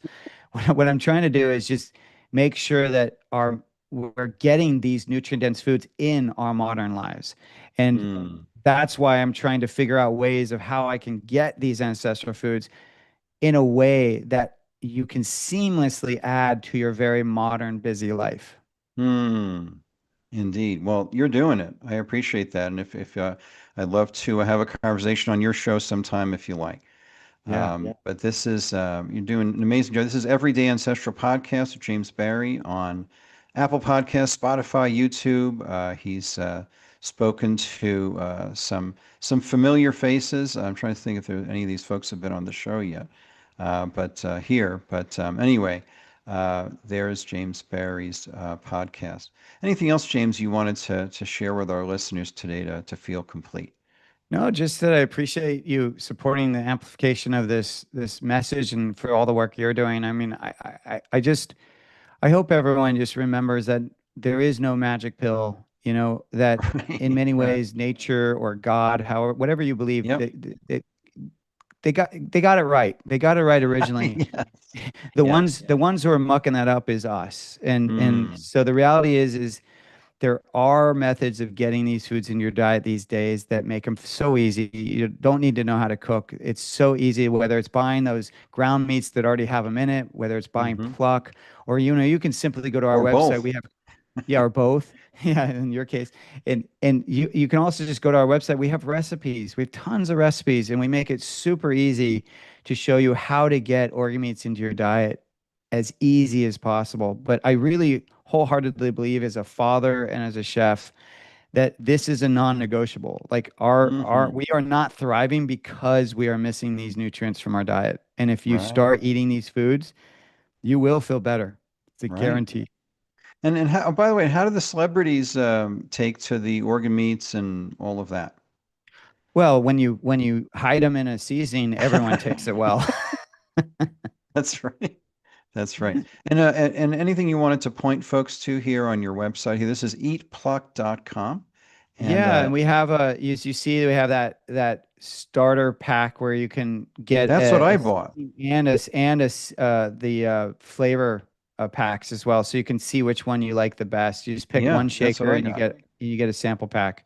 Yeah, that's what I did. That was awesome. Yeah. And there's more coming. The lion salt will be out. I know this is live, so the lion salt will be out in a few weeks, and then we have chimichurri coming in July. So these are all coming real fast. Wow. Oh, and look at these. Oh, these are celebrity tested and friend dinner party tested recipes. They are from Chef James Barry. Wow, I have to try some of these. The compound butter, the one you just passed, there. Where did I go? Well, that one's bone marrow butter. Bone marrow butter. But that kind of stuff is so good. Compounded butter. You take butter, you let it get room temperature, you add the seasoning to the butter, right? And then you reshape it, let it harden, and reshape it. And what happens? Really? Oh, it's so good. One of the best steaks you'll ever have is you just don't put anything on the steak except a little salt over the fat. Right. Grill or cook the steak however you're going to make it. Right. Then afterwards, you take some of that compound butter and you just let it melt. Is that what this is? The compound butter is the roasted bone marrow butter with garlic and parsley. Do I have the right one? that is one example. We have another one that is Oh, that okay. I think with a lobster, the photo of the lobster is at the top. Okay. Okay. Let me see if I can That find one that is if you go down a little bit. Let's Oh, see. maybe you're on the second page. It's on the I first am. page. Oh, it's on the Yeah. first page. Okay, let me go Yeah. back to the first page. So we've got There it is. how See does the it come lobster up? right there? Up one. Oh, up. Oh, Oh, sorry, wait. down one. Down one. Oh, Sorry, down down. one. Yeah, see the lobster tail right there? Oh, yeah. That's the zesty Oh, the garlic compound butter. Wow. Oh, that looks It's amazing. seriously fantastic. Wow.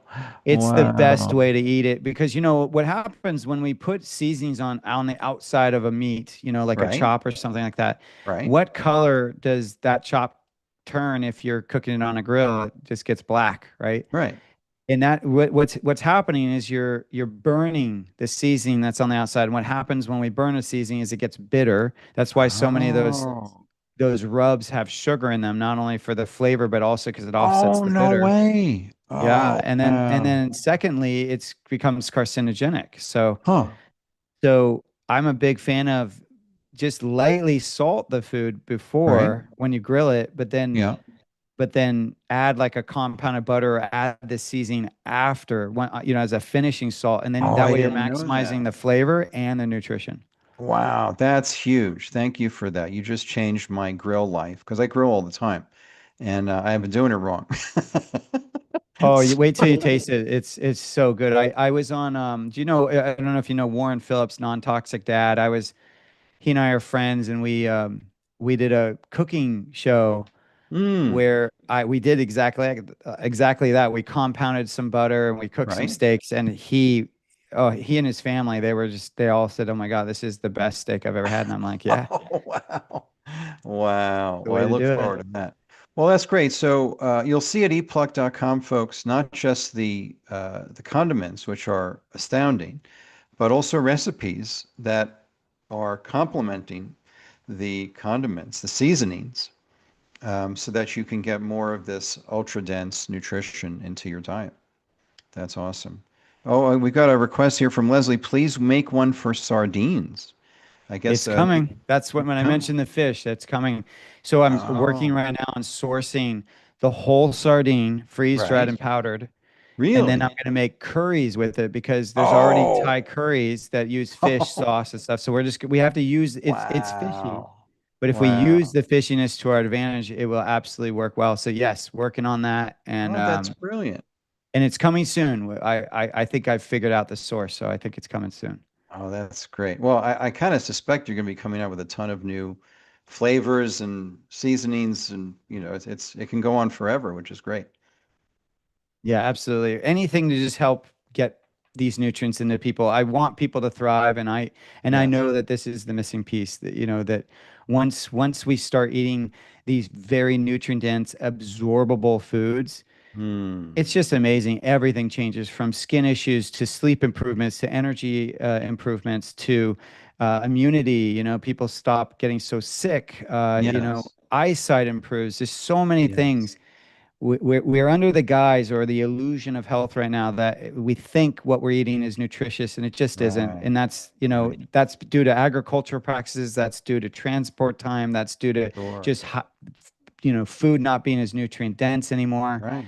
So there's Right. so many reasons why, but the biggest one is because we are no longer eating that nose to tail. And that's really Hmm. ultimately all we're doing is we're just trying to say, look, let's get back to eating the whole animal. I get it that you're not going to stop and cook these yourself, so we're going Sure. to make it as easy as possible. But the importance of the nutrients outweighs the how to me. Just get it in your diet, Yes. whatever Yes. works. Absolutely. And and I just so appreciate that. And how long are these? Because these are dehydrated. How long are they good for on the in the kitchen? Yeah, freeze when you freeze dry the organ. So not only Right? do you go from 100% down to about 21%, so that's how concentrated they are. But Oh. you also remove enough water from it that it's now shelf stable for 2 years. Oh. Wow. That's Yeah. great. So it's a That's great great. preservation technique. Now, we always tell people with if you're doing the pures, then that's 2 years. But if you're doing the seasonings, we say a year, but it's not because of the organ meats. It's because of the onion or the garlic, because, Okay. those, Okay. it's not that they go bad, but over time, moisture can get in and they can get Yeah, yeah. clumpy. Right. Oh, But okay. they don't go bad necessarily, but Yep. it's just, it's just a little Right. different texture. That's all.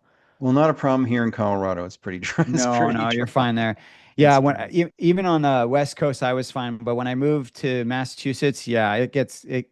If you let it go too long, it will start to get clumpy.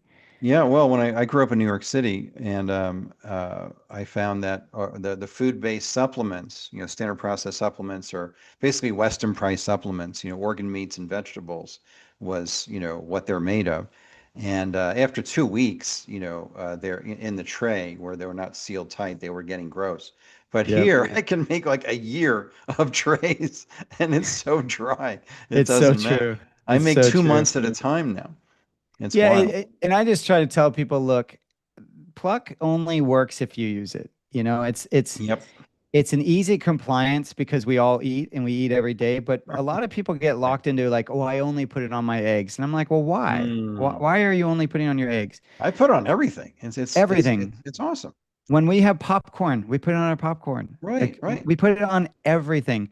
And Yep. and now what we're trying to educate people on is like, look, if you're eating the ones that are like seasoning, then you want to think of that as 3 to 5 times a day. So every time you eat. Right, But right. if you're eating the Cinnabrin or what's coming, the lion salt, those are a Or higher the percentage pure. of organ meats. So you only need Right. 1 to 2 servings a day. And then Oh, if you're okay. using the pure, you Right. only need it once a day. And the pure is Interesting. really interesting because the pure, 1 teaspoon of that is equal to Right. 2 ounces of organs.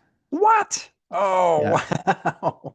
So That's you don't need amazing. much. Half That's a amazing. teaspoon a day and you're good. Oh, that's amazing. Well Yeah. done, James. Well, from dad to dad, thank you for helping my kids who hopefully they won't listen to this episode.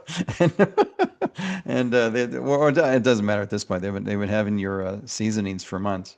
Um, oh, wait a minute. Can you take one question, James? Is that okay? Sure, of course. Yeah.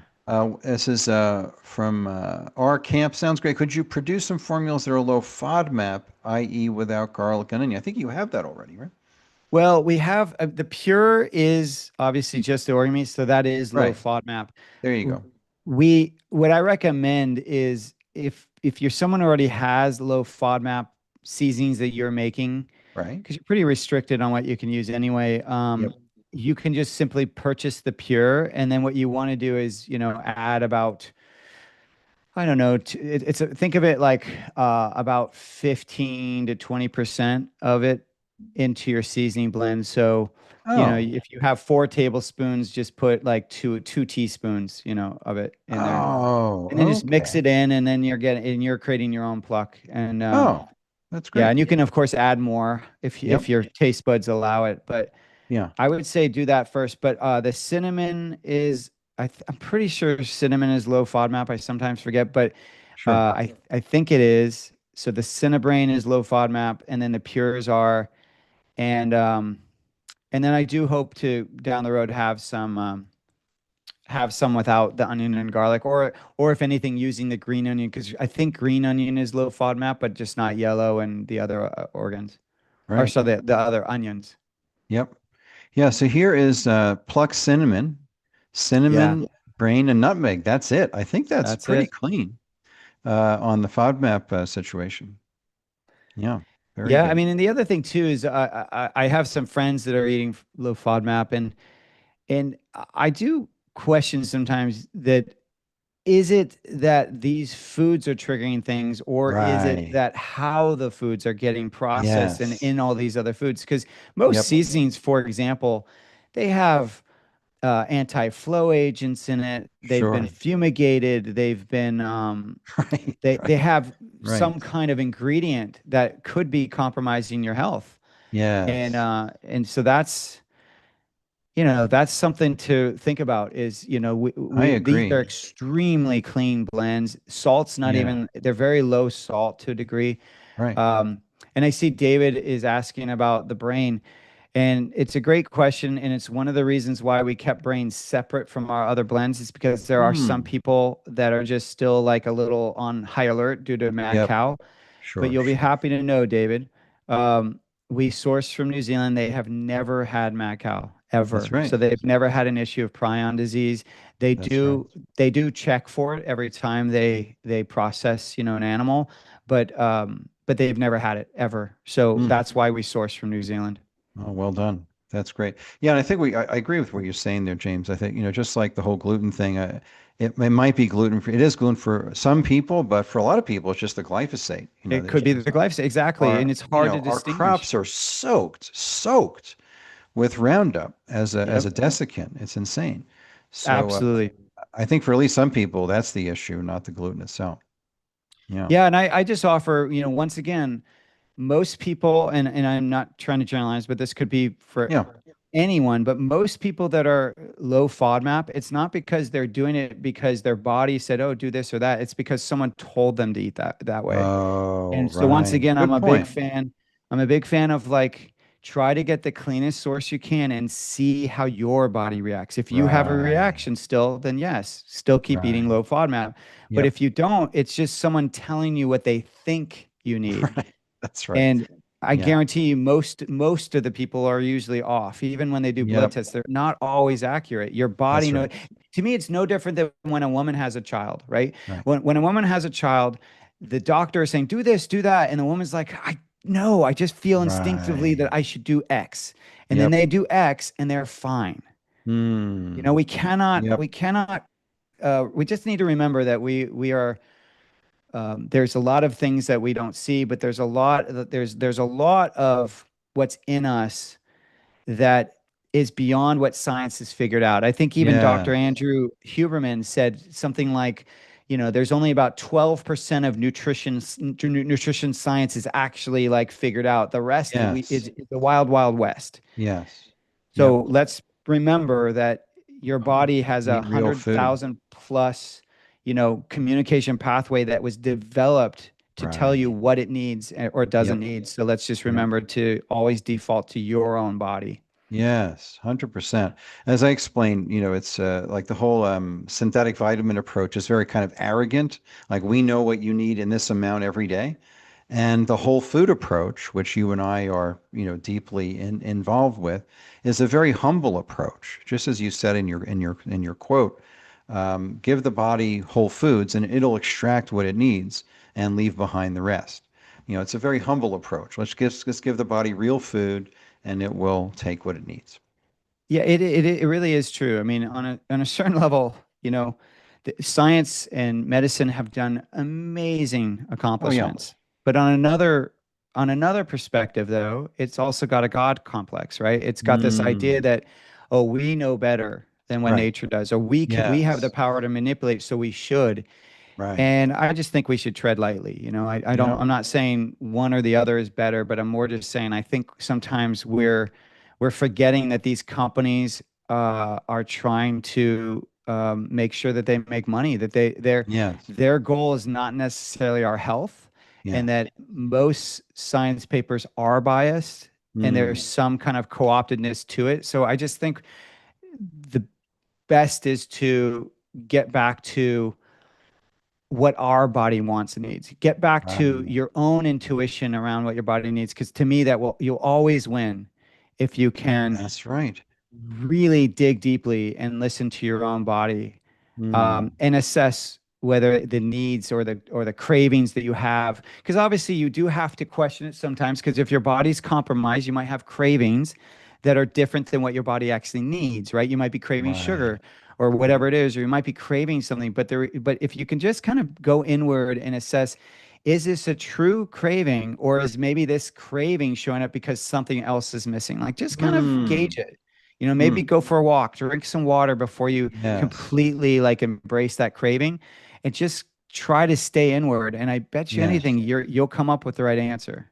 Yeah, that's well said, James. Well said. And I just appreciate you so much for bringing real nutrition, nutrient dense, traditional nutrition into the world, and you're making people healthier. It's got to be very satisfying for you to know that you're giving people what their bodies need to thrive. So I really appreciate you for that. Thank you. Chef James Barry, founder and CEO at eatpluck.com. Thank you so much. Appreciate you.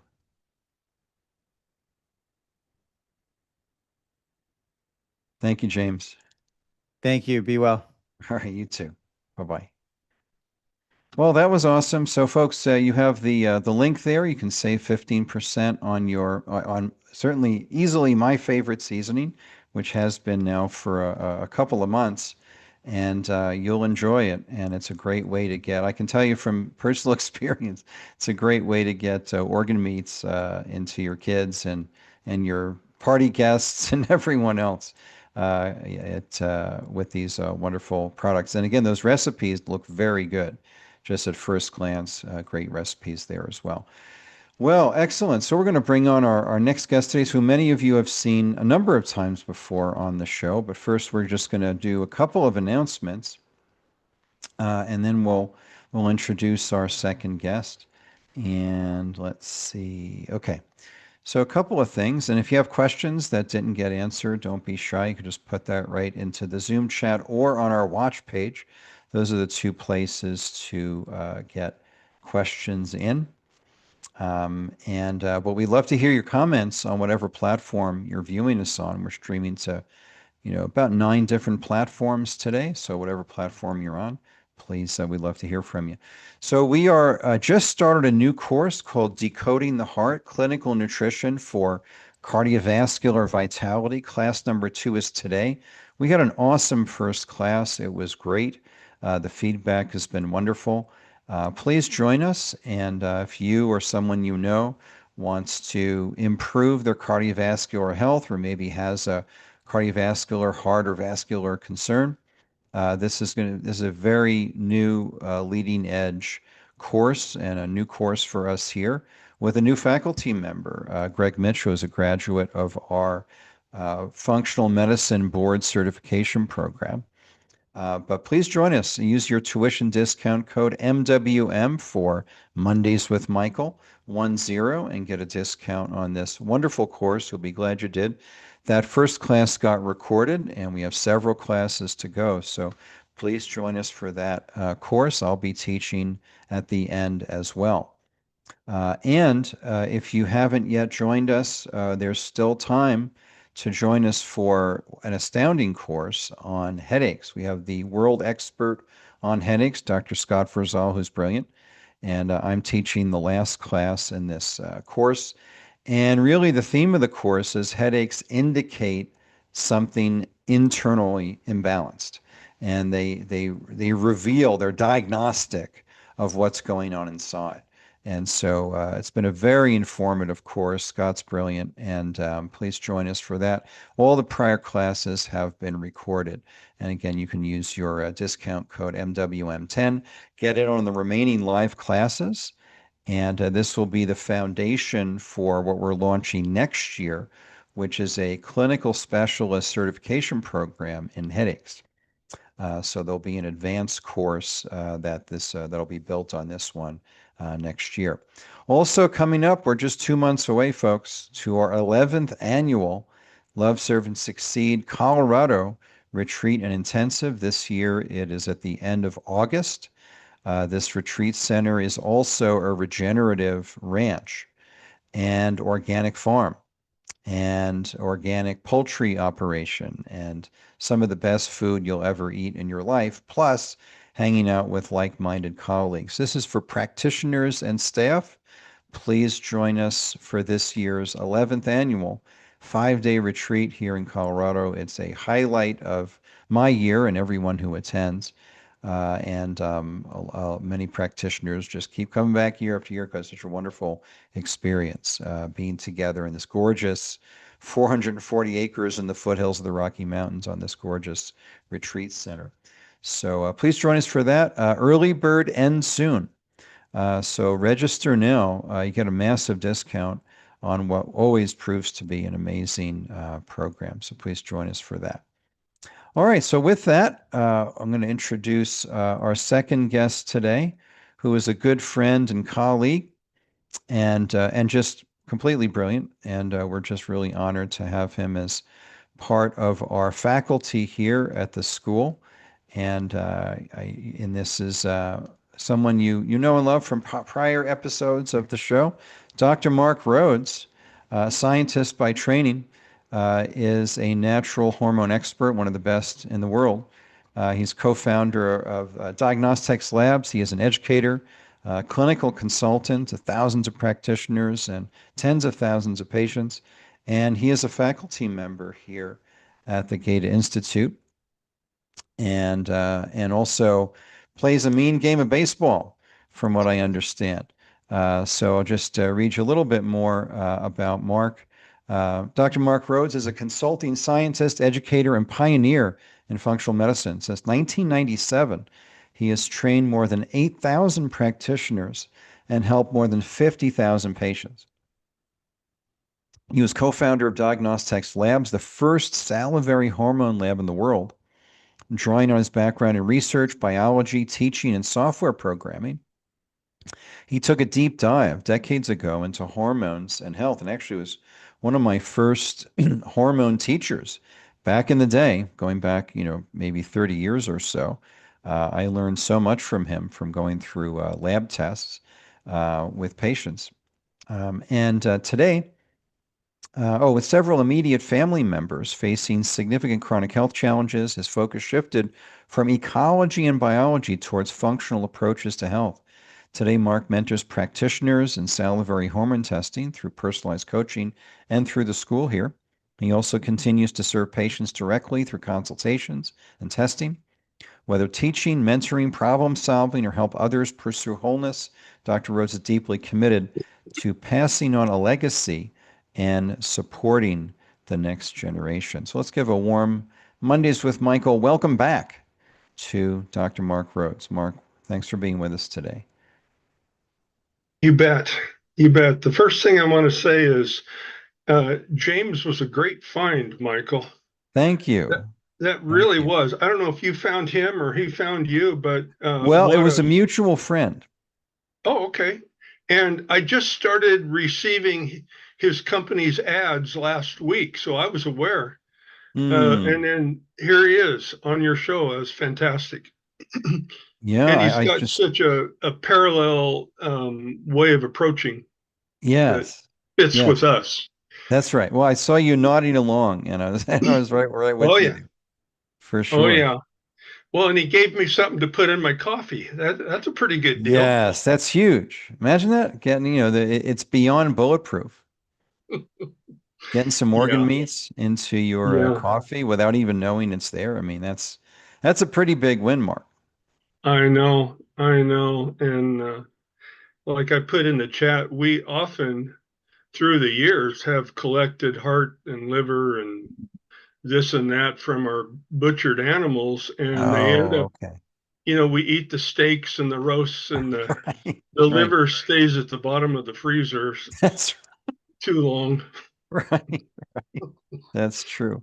So, so Mark, for folks who are less familiar with your story, just tell you came from a science, ecology, biology background, and then made this shift into healthcare. Just tell us a little bit about your journey and your story, how you came to be doing the work you're doing today. Well, you can't plan on how, I guess you could say, how God works things out. It's not like I took this college, several years of college just to do what I'm doing now. You can't do that. And so wrapping up the PhD years, I thought I was going to be an assistant professor somewhere, develop this reputation, and then move into consulting. So I just moved into consulting before I finished PhD years and had 3 kids. And I thought, my advisor probably thought I'll never finish, but I did. Oh my. And my wife was working on her PhD in statistics, and her advisor said, "Don't you dare have children." well, until you're done. And Sure. and sometimes that's a tiny bit of wisdom coming through because Sure. Sure. they know that as your life gets complicated, Yep. it's hard to wrap things up. Oh, yeah. And Dissertation can take years, oh, well, mine did. Yeah. Okay. Sure. Oh, I had 4 years of field work, 2 years of number crunching, and another 2 years of writing, basically, while I'm trying to pay the bills and change diapers. Oh, yeah. I remember that. I remember. Yeah, I enjoyed changing the diapers. Like I was very happy to do that. It was like just a special I thing with the know. kids. They're all grown now. Your kids are older than mine. And Well, that doesn't last forever. So you got this little window of diaper changing. That's kind of cool. I mean, I know, and I know. So yeah, your kids are older than James, and my kids are way older than yours. So these are distant memories. that's But right.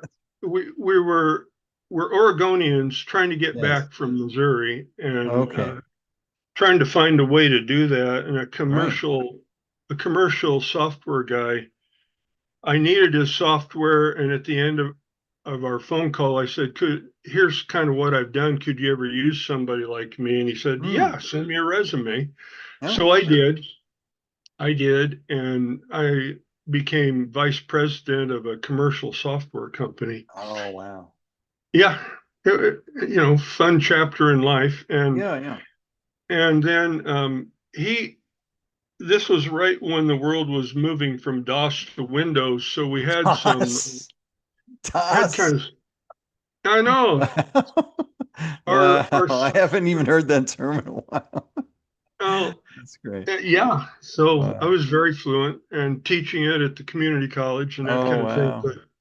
wow. But we kind of fizzled as a business because of the dramatic switch, and I begged him to Hmm. lay me off. And about a year later, a specialty lab in Seattle Metro Hmm. lost their consultant who was using our software. And Oh. so the boss tracked me down, and Huh. we met halfway in between. Right? And so he's calling Mark as a techie because he doesn't, Oh. his tech consultant went to work for Boeing. Okay. Right. It was only a mile away from the lab. Anyway, he and I met, and we took out the legal pad, and he said, Mark, we know how to measure the hormones, but we kind of don't know what to do with them afterwards. And can you Wow. help me as a techie Huh.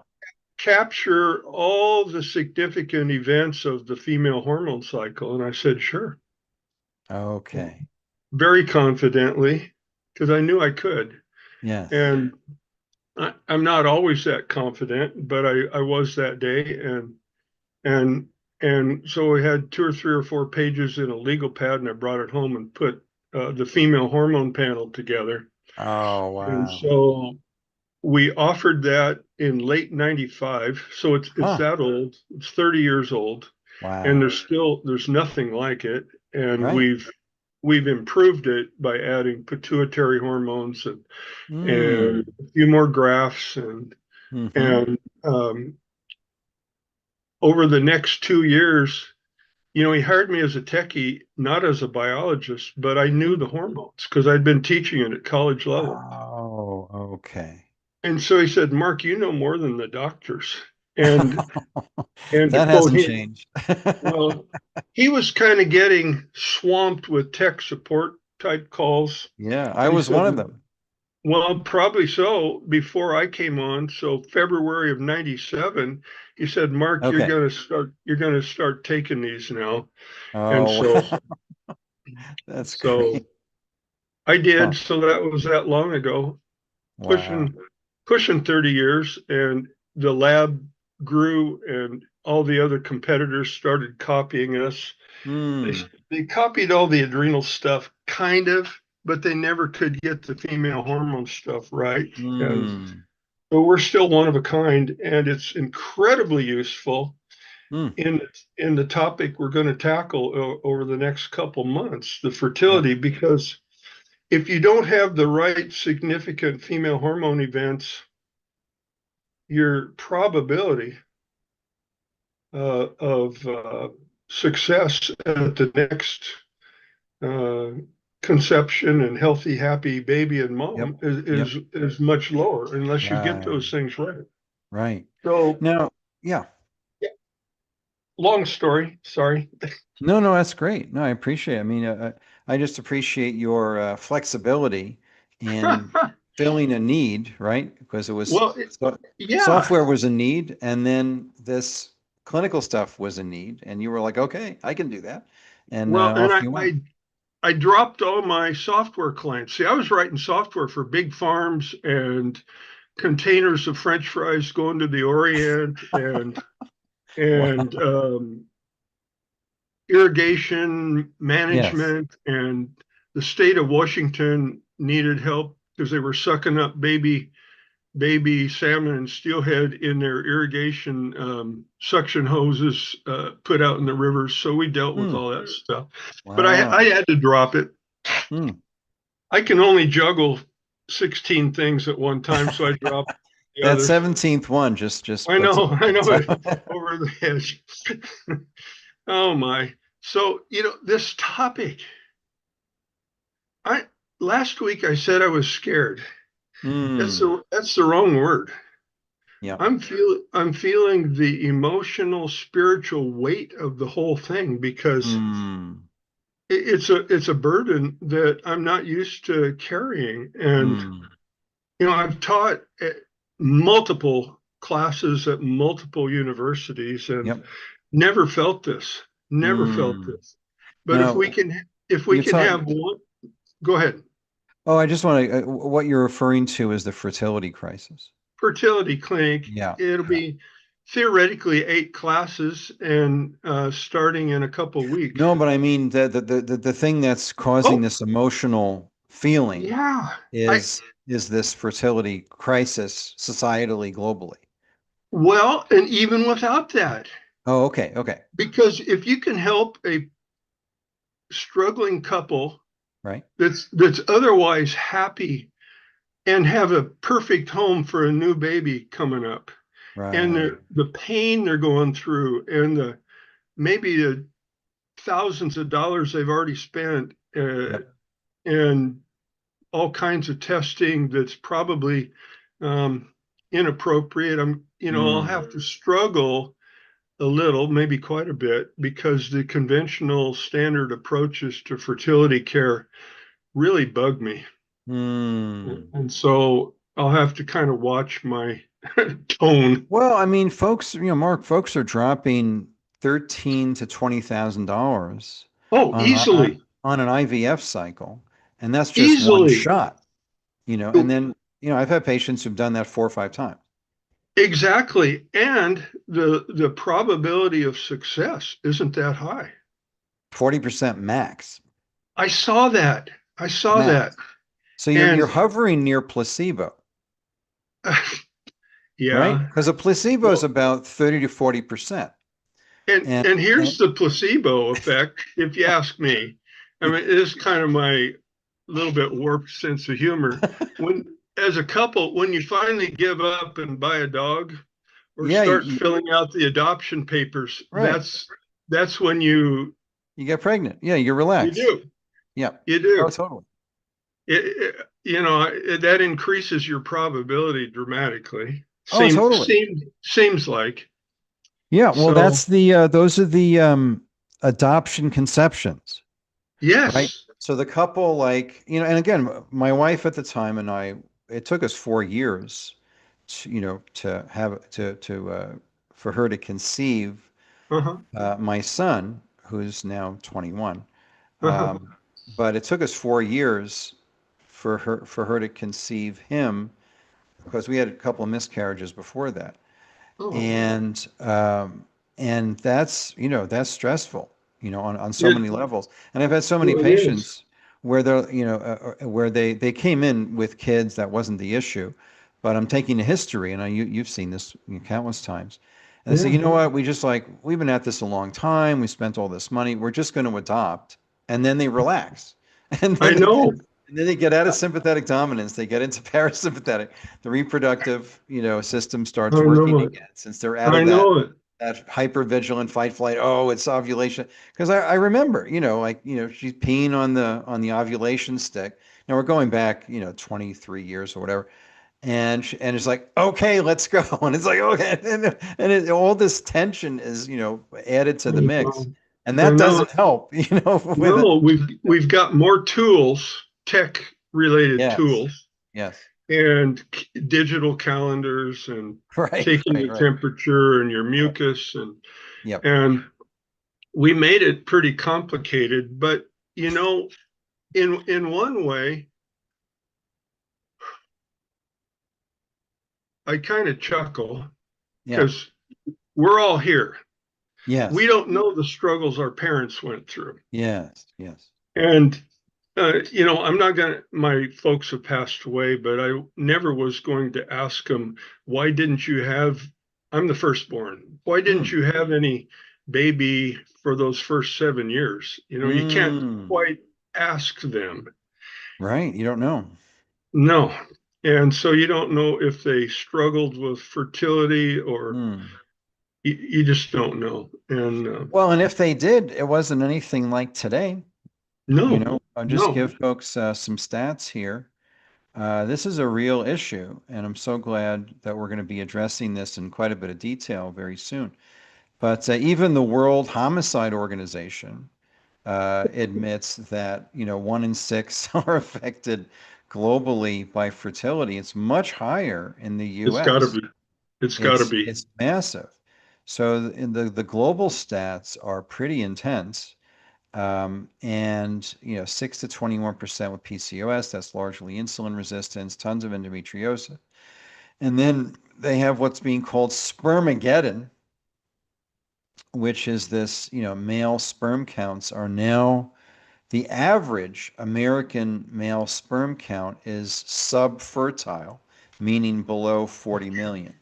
Now, again, it only takes one, but I mean, but it's tanked. I mean, it's gone down dramatically.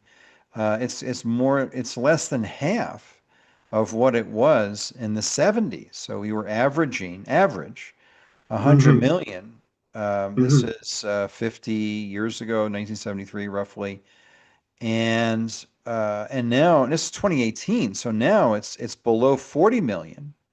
And 40 million is the threshold for subfertility. It's completely tanked. And this is a big problem because, this is like when I started practicing 36 years ago, when a couple was having fertility challenges, about 20% of the time it was the guy. It was a sperm thing, motility, morphology, or count. Today, it's 30 to 50%. Oh my! Is the guy. And it was such a relief when I found it. Wait a minute, it's not, because usually it's always the woman that comes in thinking it's her. And, True. I've had several crying women in the office like, it's not me. In other words, she's not happy that they're having fertility challenges, but she felt all this guilt, like, oh, what's wrong with me? And then, I got to say, well, it's not you, it's him. He's got to come in. And I think, as you've seen, treating both the husband and wife is really important. And, it's certainly partly why I have about an 80% success rate. But this is, if you just look at the U.S. stats, it's crazy. This is 2 years ago, so it's going to be more now. 13.4%. I don't know. That's one in, what is that more? 1 in 7, 1 in 6, something like that. Have fertility problems, and that's just the ladies, and that's not even counting the guys. 1 in 8, so that's 12% have sought fertility treatment. PCOS 6. I mean, this is the really messed, and this is what maybe you were referring to, is this stat here. This is not good. We are at a historic low birth rate. Now, part of this is I don't know, woke mind virus. Mhm. Right? You know, like I almost started crying, you know, in the room with a new patient who was like telling me how proud she was that she talked her daughter out of having kids because of climate change, right? You know, I was like, oh my Mhm. God, like you're not going to be a grandma because you talked your daughter out of having kids? Like what? Anyway, so, but a lot of this is physiology. You know, this is a big problem. So yeah, please tell Well, us what you've been well, seeing. and and we're still waiting for the statistics come in for the last 5 years. Right. Um, we're getting some. Yep. Um, Steve Kirsch on Yep. Substack. Yep. You might have sent him to me. I can't remember, I but may have. I'm a big fan of Steve. yeah. I just looked him up on I guess it was Google this morning, Yeah. and they basically say he's the king of misinformation, and I don't think that's true. No, no, no. He's the king of Yeah. information. Do you know him? Do you Yeah. know who he is? Um, Do you know a little bit about him? Because he's got a crazy story. yeah, remind us all. Yeah, so Steve was like a math genius who graduated from MIT. Just to get into MIT, as you were in the academic world for a while. You got to be pretty darn smart to just get into MIT. So he graduates with at least one degree from MIT, possibly two. Hmm. Becomes a Hmm. tech mogul, builds and sells two tech companies. Hmm. He's a brilliant statistician. I mean, he's so good with statistics. Like just like your wife is just brilliant Hmm. with Hmm. numbers and statistics and analysis and all the stuff that like I'm not good at because I'm more on the clinical side. But he's a whiz to say the least with numbers. So he knows how to crunch numbers like nobody's business. And so he just got pissed when he saw what was going on with the scamdemic, the plandemic, and we were just being lied to every day. And the health authorities, so called, were just making stuff up to scare people. And he said, "Wait, this doesn't add up." And then he got into the COVID. He's written over 1,700 articles just about COVID vaccines, mostly, and the fallacies of the lockdowns and all of that. But he brought a very sharp mathematical, analytical, statistical brilliance mind to this whole scamdemic. And that's why they hate him. Not because he's, by the way, no one who's challenged him, just like Bobby Kennedy, anyone who calls them crazy, they just call him names and make stuff up. But no one's been able to discredit his statistics. And he's put up millions of dollars, millions, because he's very wealthy from his tech ventures. Um, he's put up millions of dollars to do public, live, unscripted, uncensored debates with some of these vaccine cult leaders, um, and like Hotez.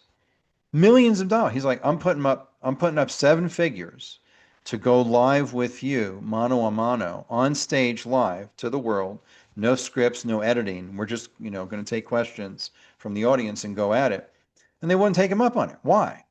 Because his stats are bulletproof. Like you can't, Yes. I mean, Yes. nobody's ever said to him, and some smart people have criticized him. Oh, you're crazy as far as they go. But no one, not once, same with Bobby Kennedy, not once have they been able to tell him what he got wrong, and been correct and accurate. And so, oh, you got this wrong. Here's how. Nobody's done that. So it's just name calling. I know. It's so sad. And um, I really am kind of waiting for further statistics, but it's going to take years to figure this out. What? The Oh, you mean the result fertility thing? of the fertility related to COVID shots and all that Oh, stuff. it's catastrophic. It's Yeah, it catastrophic. is. It is. And I think it's worse than we think right now, It is. probably. Yeah. So, um, I know Emily had a question here. I don't know Oh, yeah. Emily. Um, Emily? Yeah. Yeah. yeah, I see. Yeah. Oh, she had a question about hormone assessment. Yeah. yeah, and typical fee range. Well, if you go the conventional route, it could cost a fortune, Yep. multiple thousands for every cycle if the first Right. cycle doesn't work, you go again and again. And Yeah. but my typical range, did you say you get about 80% success, Michael? I do. I do too, 80 Yep. plus. I'm not surprised. I'm not I know, surprised. and I sort of hate to advertise that, but it's true. Yep. And we hardly ever have a problem, and Yeah. usually we can kind of pinpoint what the Right. problem is. Right. But what's a typical fee range? Nobody has ever spent more than $2,000 with me. Yep. Yep. We'll run. Okay, the semen analysis is under $100, I think. Yep. No, it is. And It is. yeah, and I will run adrenal assessment on both husband and wife, and I'll run hormone assessment. The adrenal package, I just have them pay the lab doctor wholesale price, Mhm. which is about $150 for an adrenal panel. The male panel, expanded male hormone panel, is slightly under that, like 140. And the expanded female panel, which maps a whole cycle and all the significant events, 300 and a quarter. Mhm. So for testing, they're under 1,000, and for consultations, and supplements, they're under the second 1,000. Yep. And more often than not, a few months later, they're thanking me. Indeed. Yep. It's a very satisfying thing. It is. To see is. couples who really want to have babies because we need more babies, Mark. We do. Our replacement rate is 2.1 and we're at 1.56. So Well, that's not a good place to be. As an ecologist that looks at population dynamics, Yeah.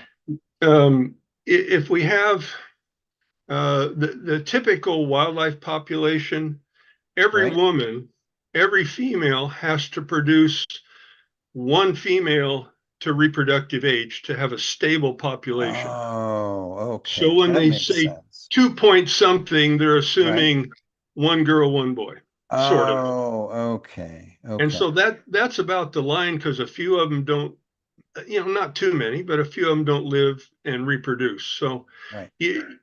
every woman needs to have a female child and Right. and watch her go off to raise grandbabies. It's beautiful. That's It beautiful. is beautiful, and I love doing it. It's one of the highlights of my Ditto. hormone career. Yeah, very ditto. I mean, it's as our course is called, Creating the Future, is really what Yeah. we're doing. It's a great name for the course. Thank you for that. And I would kind of joke with patients who come in, with fertility issues, and I say I've gotten so many women pregnant. I know. Kind of joking around, not I know. personally, but clinically, and Well, we're helping to create the next generation, because this is a big problem. I mean, the fertility challenges now, and I'm sure you would agree, are worse than ever. Yes. I just, all these stories come up. One of my really frequent doctors Yeah. through, years ago, I talked to her every week. New test results on men and women, and her niche was beauful. But she probably didn't run 80% success, but she ran pretty high. And here's why. Her office was in Silicon Valley. Okay. And the couples worked themselves to death. Oh, okay. Until about age 40. Wow. And then they're thinking, you know what?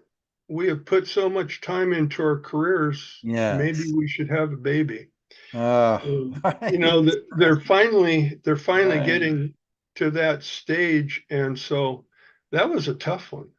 Oh, yeah. We could help a lot. Yep. But when especially the woman feels the clock ticking, that's another huge burden. That's a real thing. it's a very real thing. Yeah. And even if it's your fourth kid and you're Right. Mm, right. Yes. I Well, had, yeah. go ahead.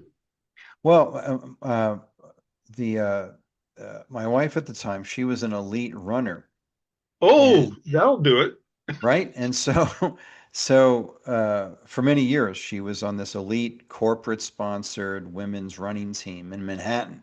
So very like ultra competitive, high performing. She was a litigator, partner at a law firm, doing, basically doing battle, Wow. and was on this elite running team. And she told me about how now she had studied, French cooking, healthy cooking. She knew a little bit she knew quite a bit actually about nutrition. And so this didn't apply to her, but she said she could count several women on her team in their late 20s and 30s stopped having their period. Yeah. Oh, absolutely. Right? Because their body fat percentage was so low, and they were eating probably low fat or whatever at the Oh, time. yeah. This was in the 2000s, mostly Sure. late 90s, 2000s, and she's like, that's not good.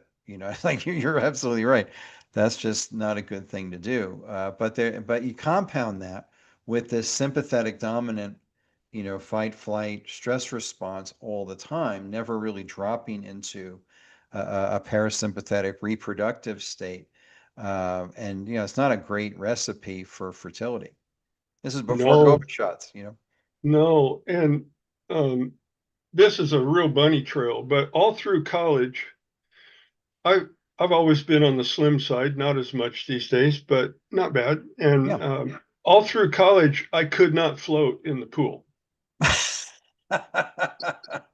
And and now I cannot sink. So You bunny have like trail. grandkids jumping up and down on you in the pool and you're still floating. Exactly. Exactly. But it re I just remember these stories. I had a woman who, well, a couple Yeah. who wanted to have lots of kids. Cool.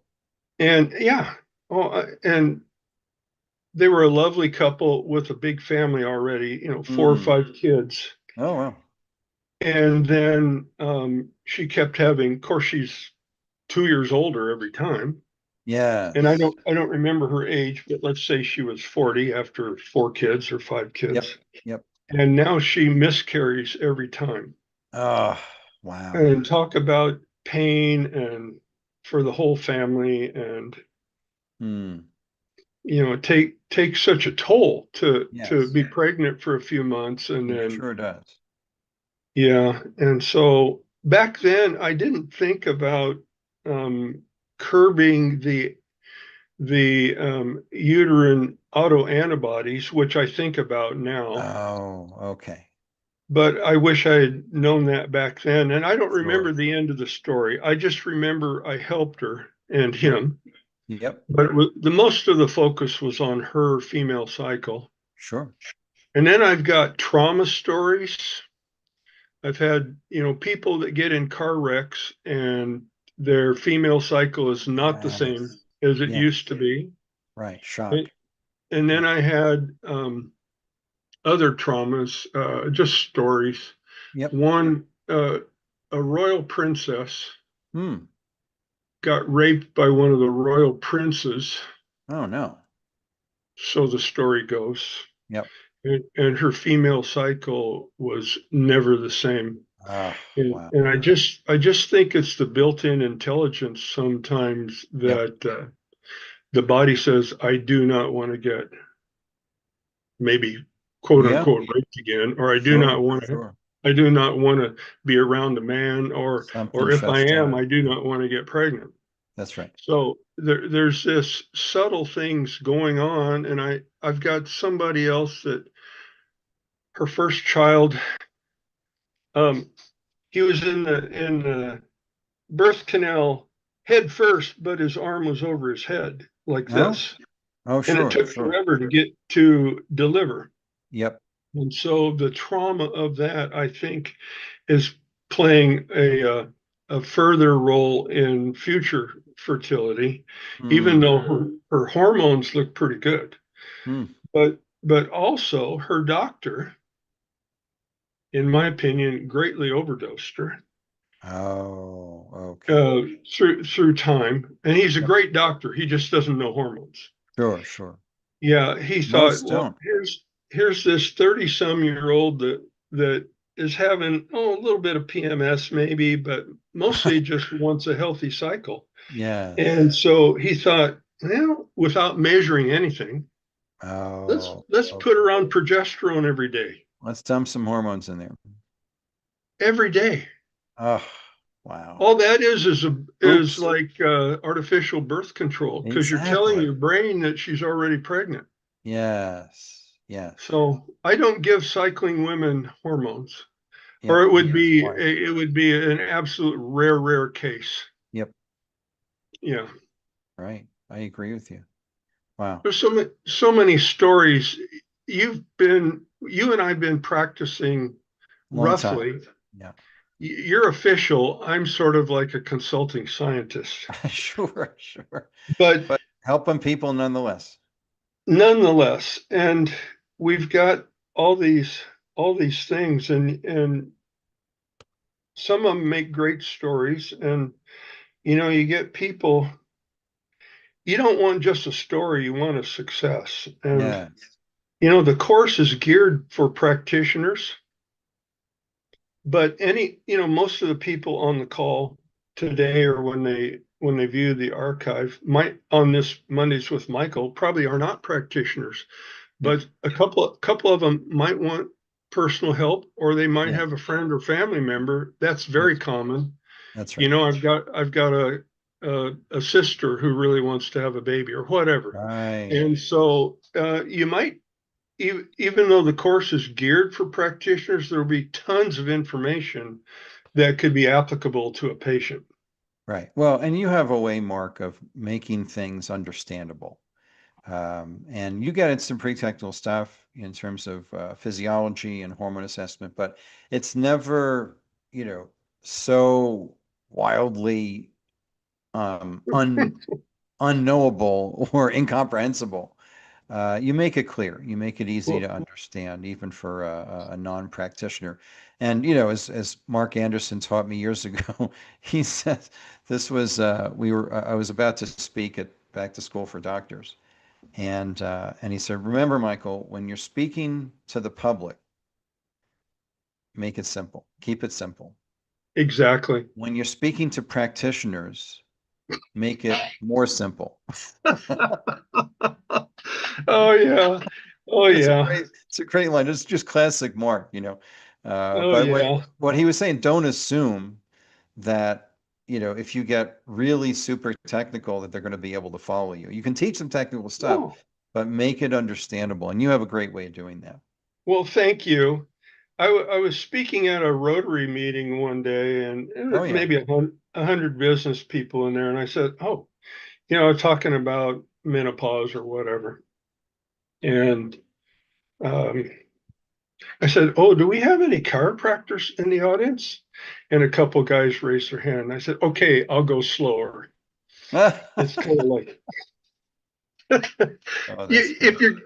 if you're conveying something that's not in their wheelhouse, you have to. It's true. And my first year PhD program, I was playing ball with a PhD kid in animal science, and we were just chatting, and he said, Mark, the role of PhDs is to take highly technical things and figure out how to communicate that to basically anybody. And I took that to heart, and I do a lot of complicated things. Yep. But we don't want to make it look complicated. That's right. And irrigation scheduling for farmers. That's big.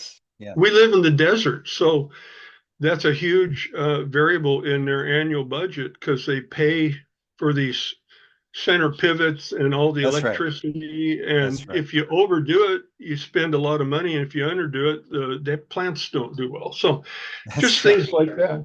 That's But right. you just basically hand them a schedule and you have them monitor the soil moisture and Yep. make it simple. Right. So Right. That's another, great. um, Now, I I wanted to just appreciate, insert one point, yeah, because we have this course coming up, which yeah, starts in a couple of weeks, July 1st. So it starts in just 2 weeks. And just want to address a question that came up. The course is on fertility, but it's not just that. It's reproductive health. So this yes, could be male androgen health. It could be female, just good menstrual periods. Uh, yes, it just, good sexual health and vitality.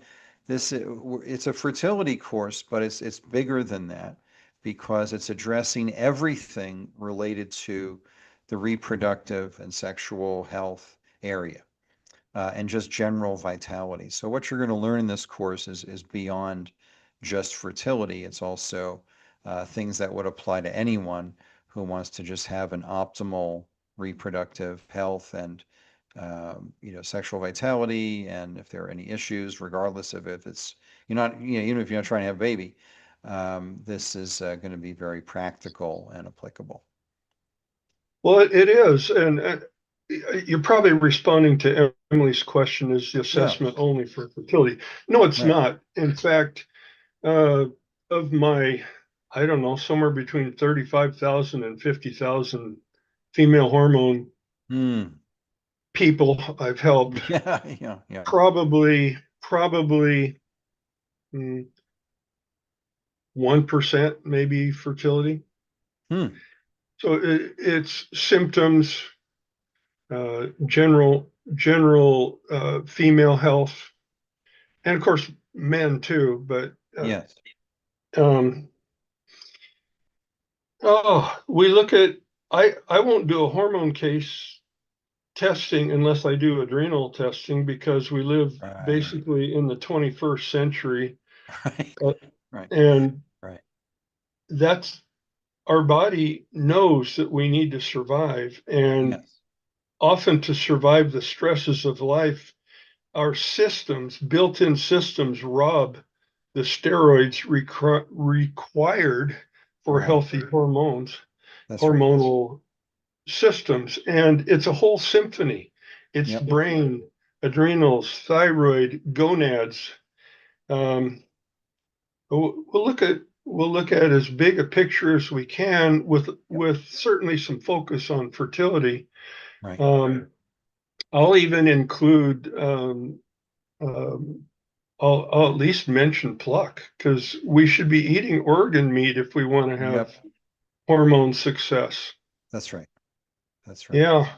For sure. So, Mark, in working with this whole area of reproductive health, with Hmm. or inside or outside of a fertility, let's have babies Yes. Yes. context, what's one lifestyle recommendation that you found very helpful, reliably and consistently, just in general for folks who want to have better hormonal health and vitality? Well, we can't avoid the nutrition topic. Yep. So I mention that with everybody, and we try to get people eating the molecules Yep. that our body needs to build the structures. Yes. And I'm always, in general, nudging people toward high quality proteins and high quality fats. Yes. So um, that's a recurring theme. Hmm. Um, the stresses of life, absolutely recurring theme. Hmm. Probably those two things, and then Yep. I'm a real detective, so I need the numbers. Hmm. Um, I want to know which body systems, and I use the standard process systems survey.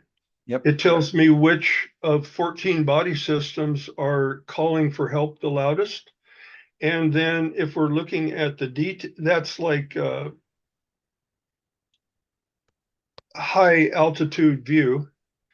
Right. body systems. Then if we want more detail, a little more detail, we might go to hair mineral analysis, but the real detail is coming from the actual test results Hmm. and long appointments, Yes.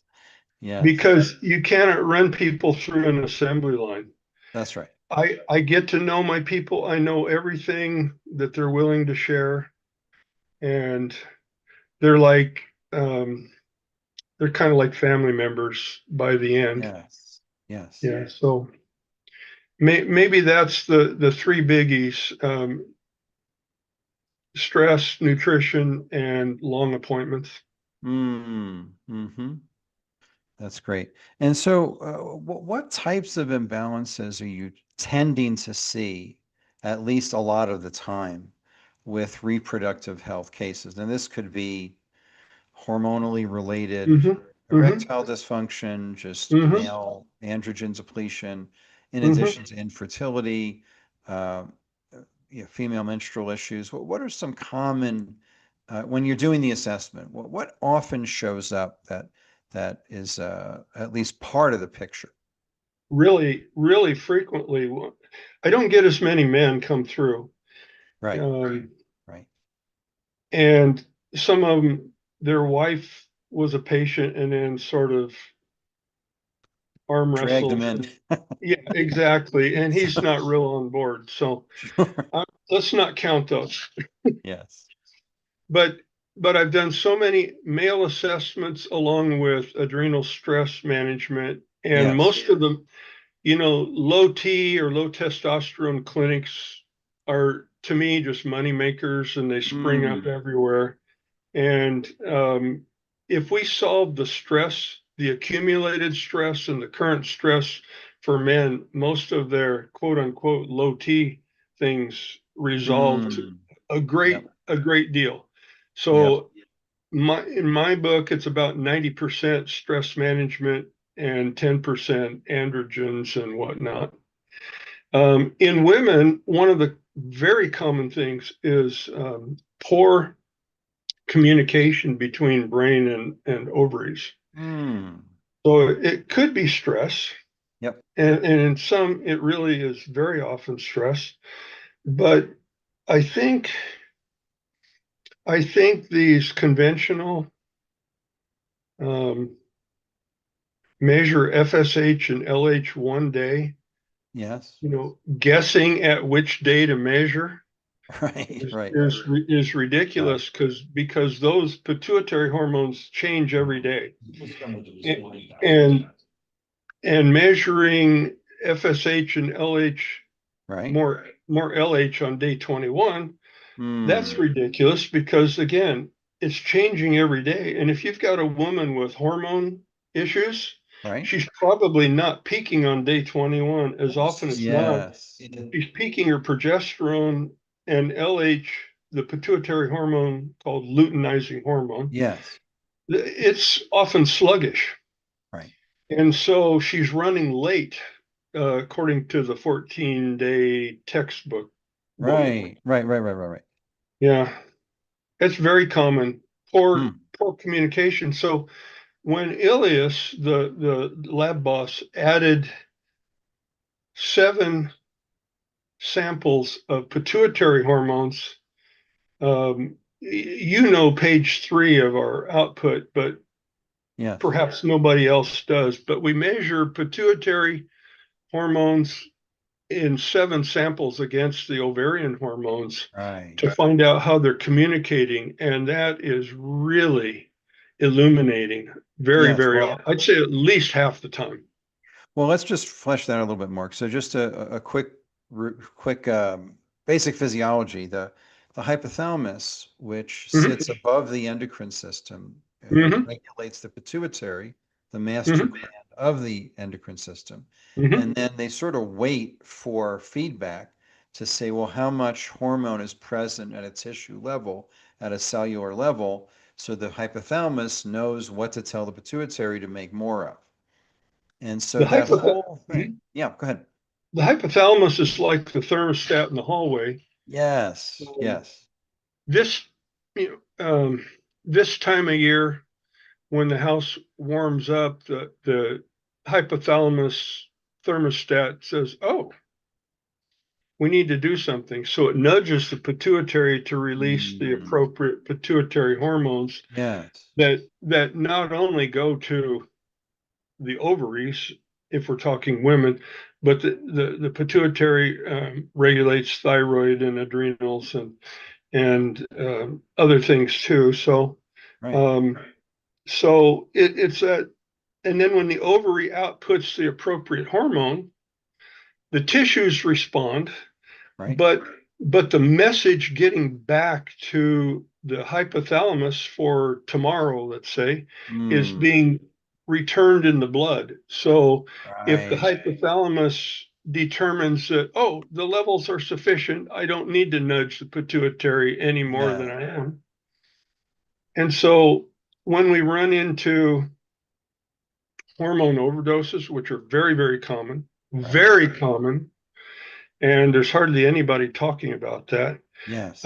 You fake out the hypothalamus.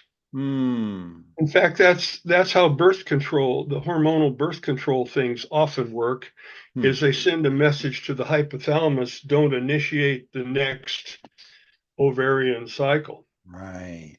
That's So it's another fertility issue. right. Somebody who's been on some kind of hormonal birth control for months or years Yep. might need a reset of sorts. Oh, for sure.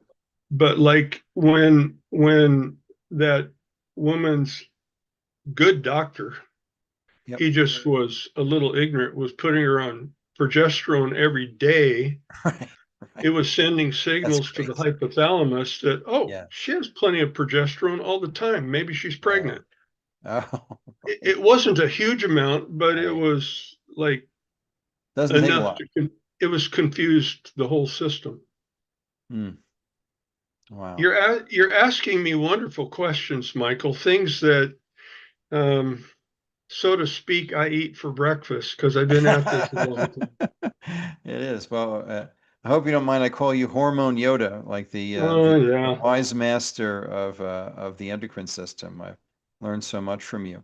So and we wish we knew more, but we know a lot, and we get generally great results. So yes.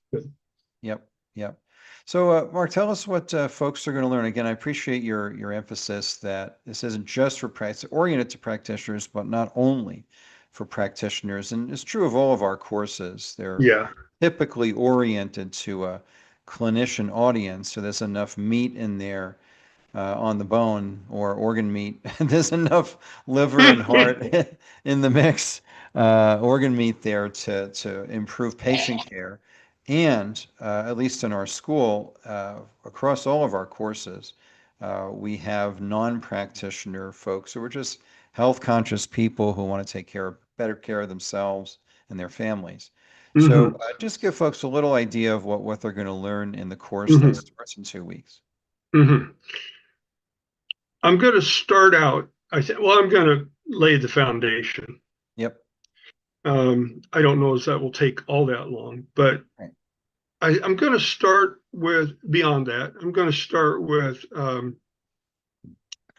what questions and concerns the couple that comes into your office, what they have, where are their main concerns. Right. And then I'm going to move to the practitioner side of that. I 2 or 3 years ago, I think I asked, I don't use Chat GPT, but I did then. I said, what keeps practitioners from adding hormone expertise to their practice? And the number one thing was fear. Oh, really? Wow. Yeah.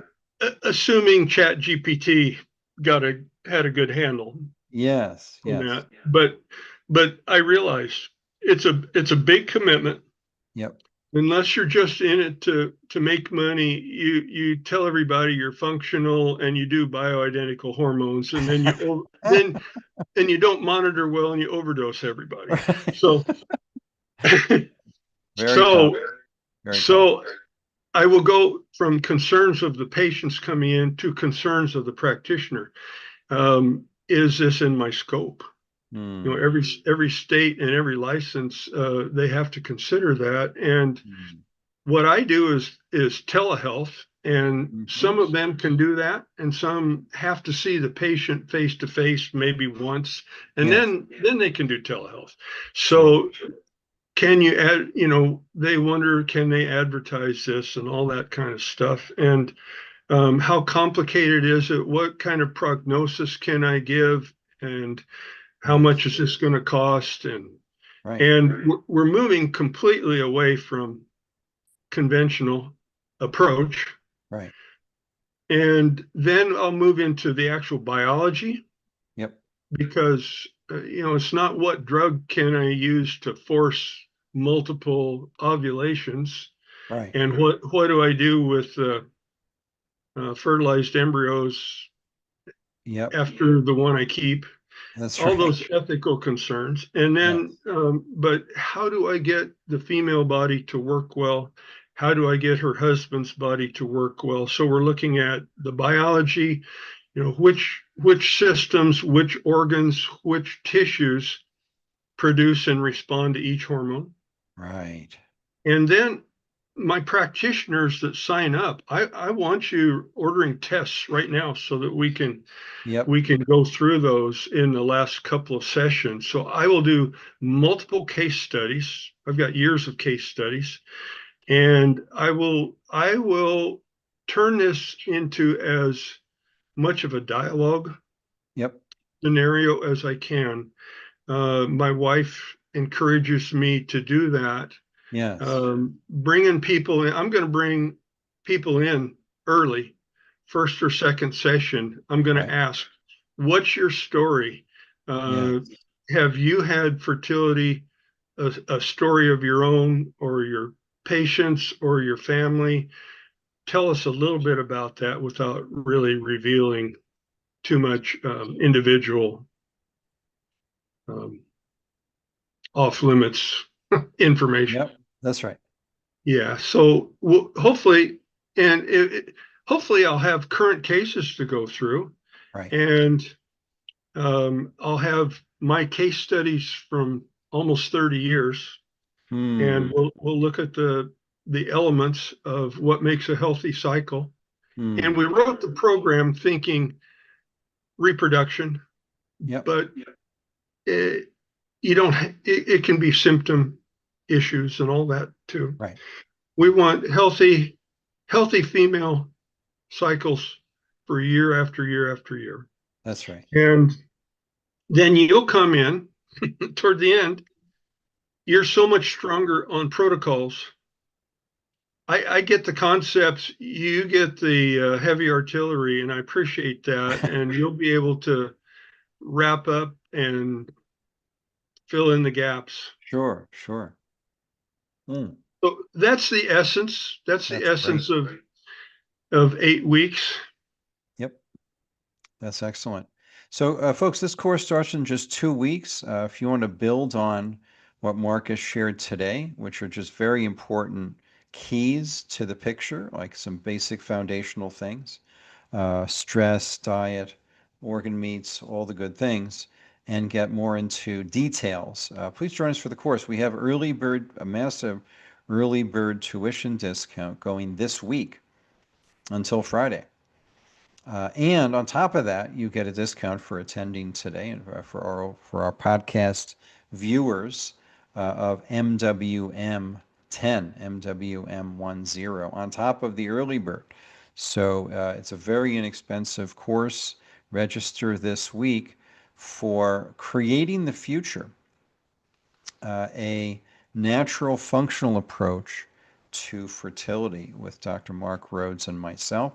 We're going to take questions. Let's see if any questions came in.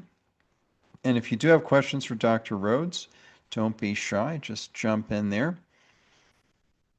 Oh, yeah. Okay. Katrina's asking about postmenopause and bioidentical hormones. If you want to just offer just a brief word on that, kind of a big picture overview on that. Yes. Um, Perimenopause, moving into menopause, is a pretty tough time for a lot of women, and so we do a full assessment. We need to know the hormone levels, but sometimes there's a reason moving into early menopause. Let's say um, marathon runners. Mm-hmm. I've had high school athletes and Olympic gymnasts that lose their female cycle and all that. So there's those kind of unique stories. But if we're just talking, a 45 to 55-year-old moving into that postmenopausal years, we need to know the hormone levels. Right. And very common for hormone overdose. And it's very common to be not low in estrogen. Like we've had 50 years of mythology thinking that it's primarily a low estrogen. It's kind of like dulled estrogen receptors and a Yeah. little bit lowering on the estrogens, but it's usually more progesterone issue and adrenals. Right. So we can almost always, because we know the biology, we can almost always help the body do its job. The body's very intelligent. If you give it the environment for every organ, every tissue to work like it's supposed to, it'll do a great job. And so Yeah. once it'll, a small percentage of women that are low in progesterone, progesterone's not coming from the ovaries, so it's coming from the adrenals.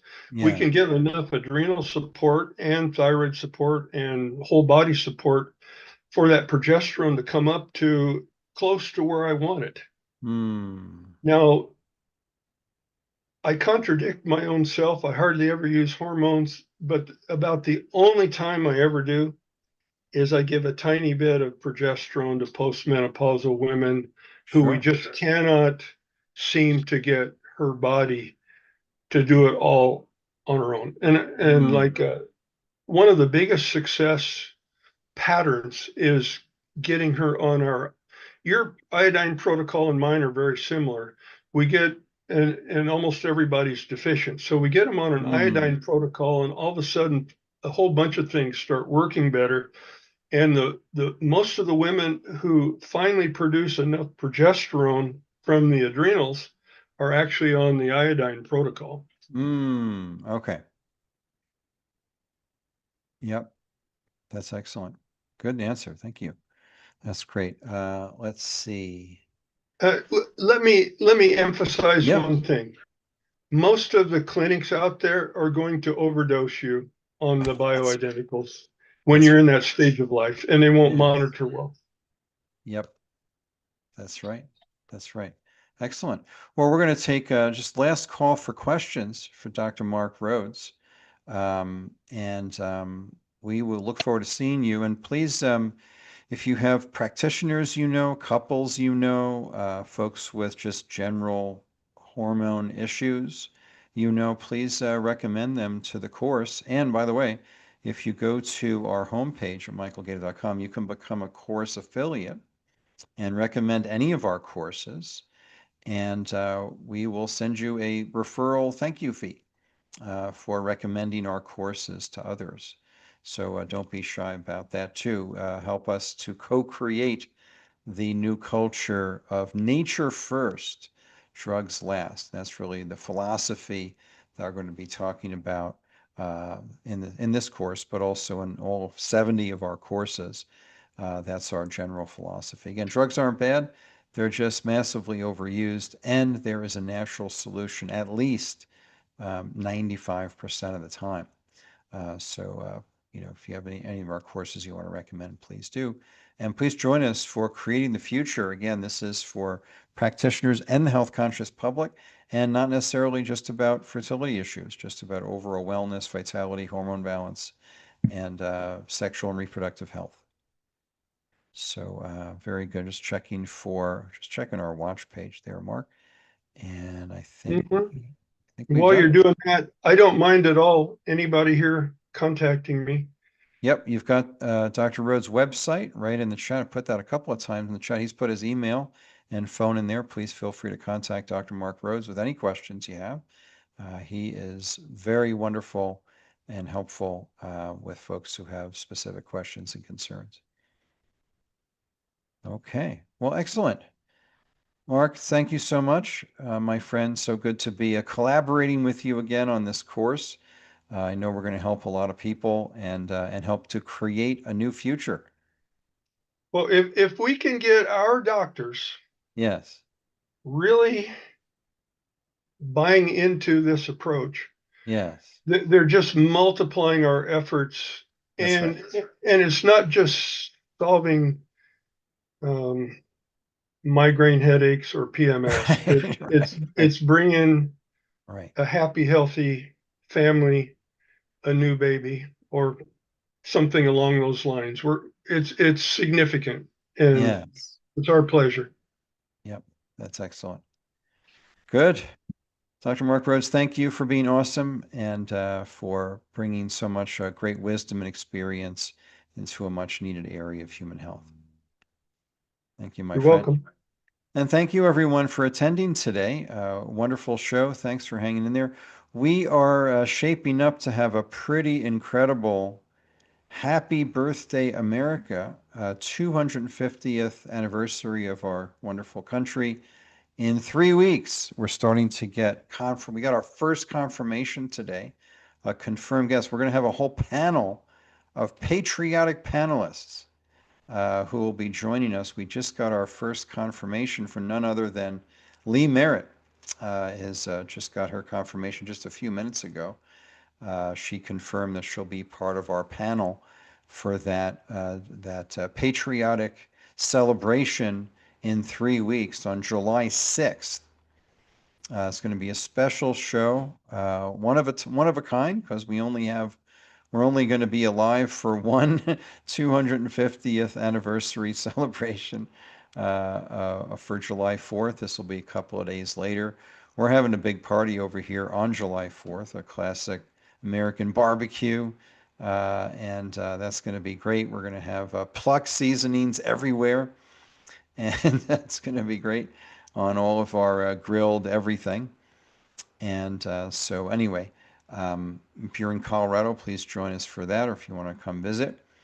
But please, July 6th, please let folks know about that show. That's going to be a special one. And many thanks to those who have been supporting the show with purchasing a course, purchasing a consultation, and just making a donation to support this weekly show right on our show page. So please recommend our show page, MWM page, to folks you want to share it with. And by the way, we have a updated CPAS shows button here. We have, I think it's 175 or so, 193, sorry, 190, a couple of duplicates. So about 190 past shows now in the archive, which we just built out in the last couple of weeks. So when you go to our show page, CPAS shows, you've got almost 200 shows there. And we have our Spotify channel with not quite as many shows, but we've got several shows here on our Spotify that you can subscribe to. I've got my son working on adding shows to our Spotify page. And you can also sign up for our weekly email reminders. And coming up next week, oh boy, we have an amazing lady. Alex Mayer is a brilliant lady and health freedom advocate. She is the director of the Freedom Now Foundation.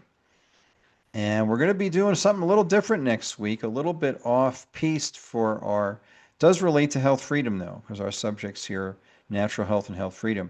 She's going to be talking about Real ID, weaponized architecture for surveillance technology, and how that relates to one of our two subjects, big subjects of health freedom. So please come see Alex Mayer. And by the way, mark your calendars, June 24th, Wednesday, 2 days later, I'm going to be teaching a fundraising webinar for the Freedom Now Foundation live. So that's going to be a live webinar for the Freedom Now Foundation. All proceeds go to support that amazing nonprofit. In California, she is working hard to uncommie California, which is really important. It's become a socialist police state. And so she is working on with boatloads of medical tyranny going on. And she is one of the key organizations looking to restore freedom and to free California and also beyond from medical and other tyranny. So please join us for that. Followed by, again, a little off-piste for us here, a little bit of a different type of guest, but very interesting, author of High Stakes Treason, Ian Trottier. And then we have on July 6th, our Happy Birthday America show, going to be July 6th, followed by some health freedom advocates, Ronald Owens and Julie Threet. The brilliant Dr. James Thorpe is going to be on the show, followed by Curtis Cost. And some of you know Richard Bosshart, who's a retired surgeon. So he's kind of free from professional consequences of telling the truth about modern medicine. He's a retired surgeon and surgical professor. He'll be on in August. And we've got a special guest just looking to confirm for August 10th and the unconfirmed. And then one of our faculty members returning to the show, Isabella Wentz, on IBS. So we have a great, and we have dozens of other guests that we're just looking to schedule that you'll see on the schedule in times ahead. So anyway, we have a great slate coming up for you. Thanks to all those who have supported the show with ongoing monthly contributions or one time of any amount. Thank you for that. And we've got a completely revamped show page that you can share with people to see some of our past shows and amazing guests like Dr. Mark Rhodes, who's here with us today. So that's that. And then let's see, final announcements. Let's see, is here.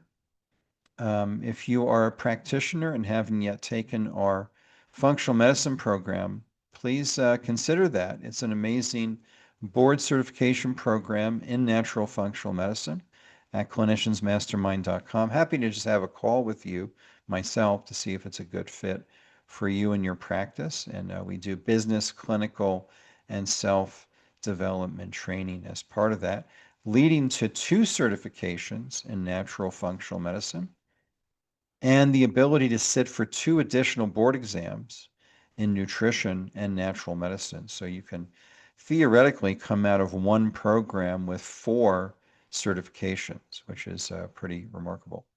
So as always, my final thought and prayer for you, remember the largeness of who you are, the greatness of your purpose in living, and the enormity of your power to create. So thanks, everybody. Blessings to you and yours. Thanks to Dr. Mark Rhodes, to James Barry at eatpluck.com. Make sure you use that link, get your 15% discount on the best seasonings you've ever had, the healthiest seasonings and amazing tasting seasonings at eatpluck.com. Use your Michael Gaeta discount code, which type that in. And thanks for being here today. Again, blessings to you and yours. Have a wonderful week, everybody, and we'll see you next week. Take care. Bye-bye.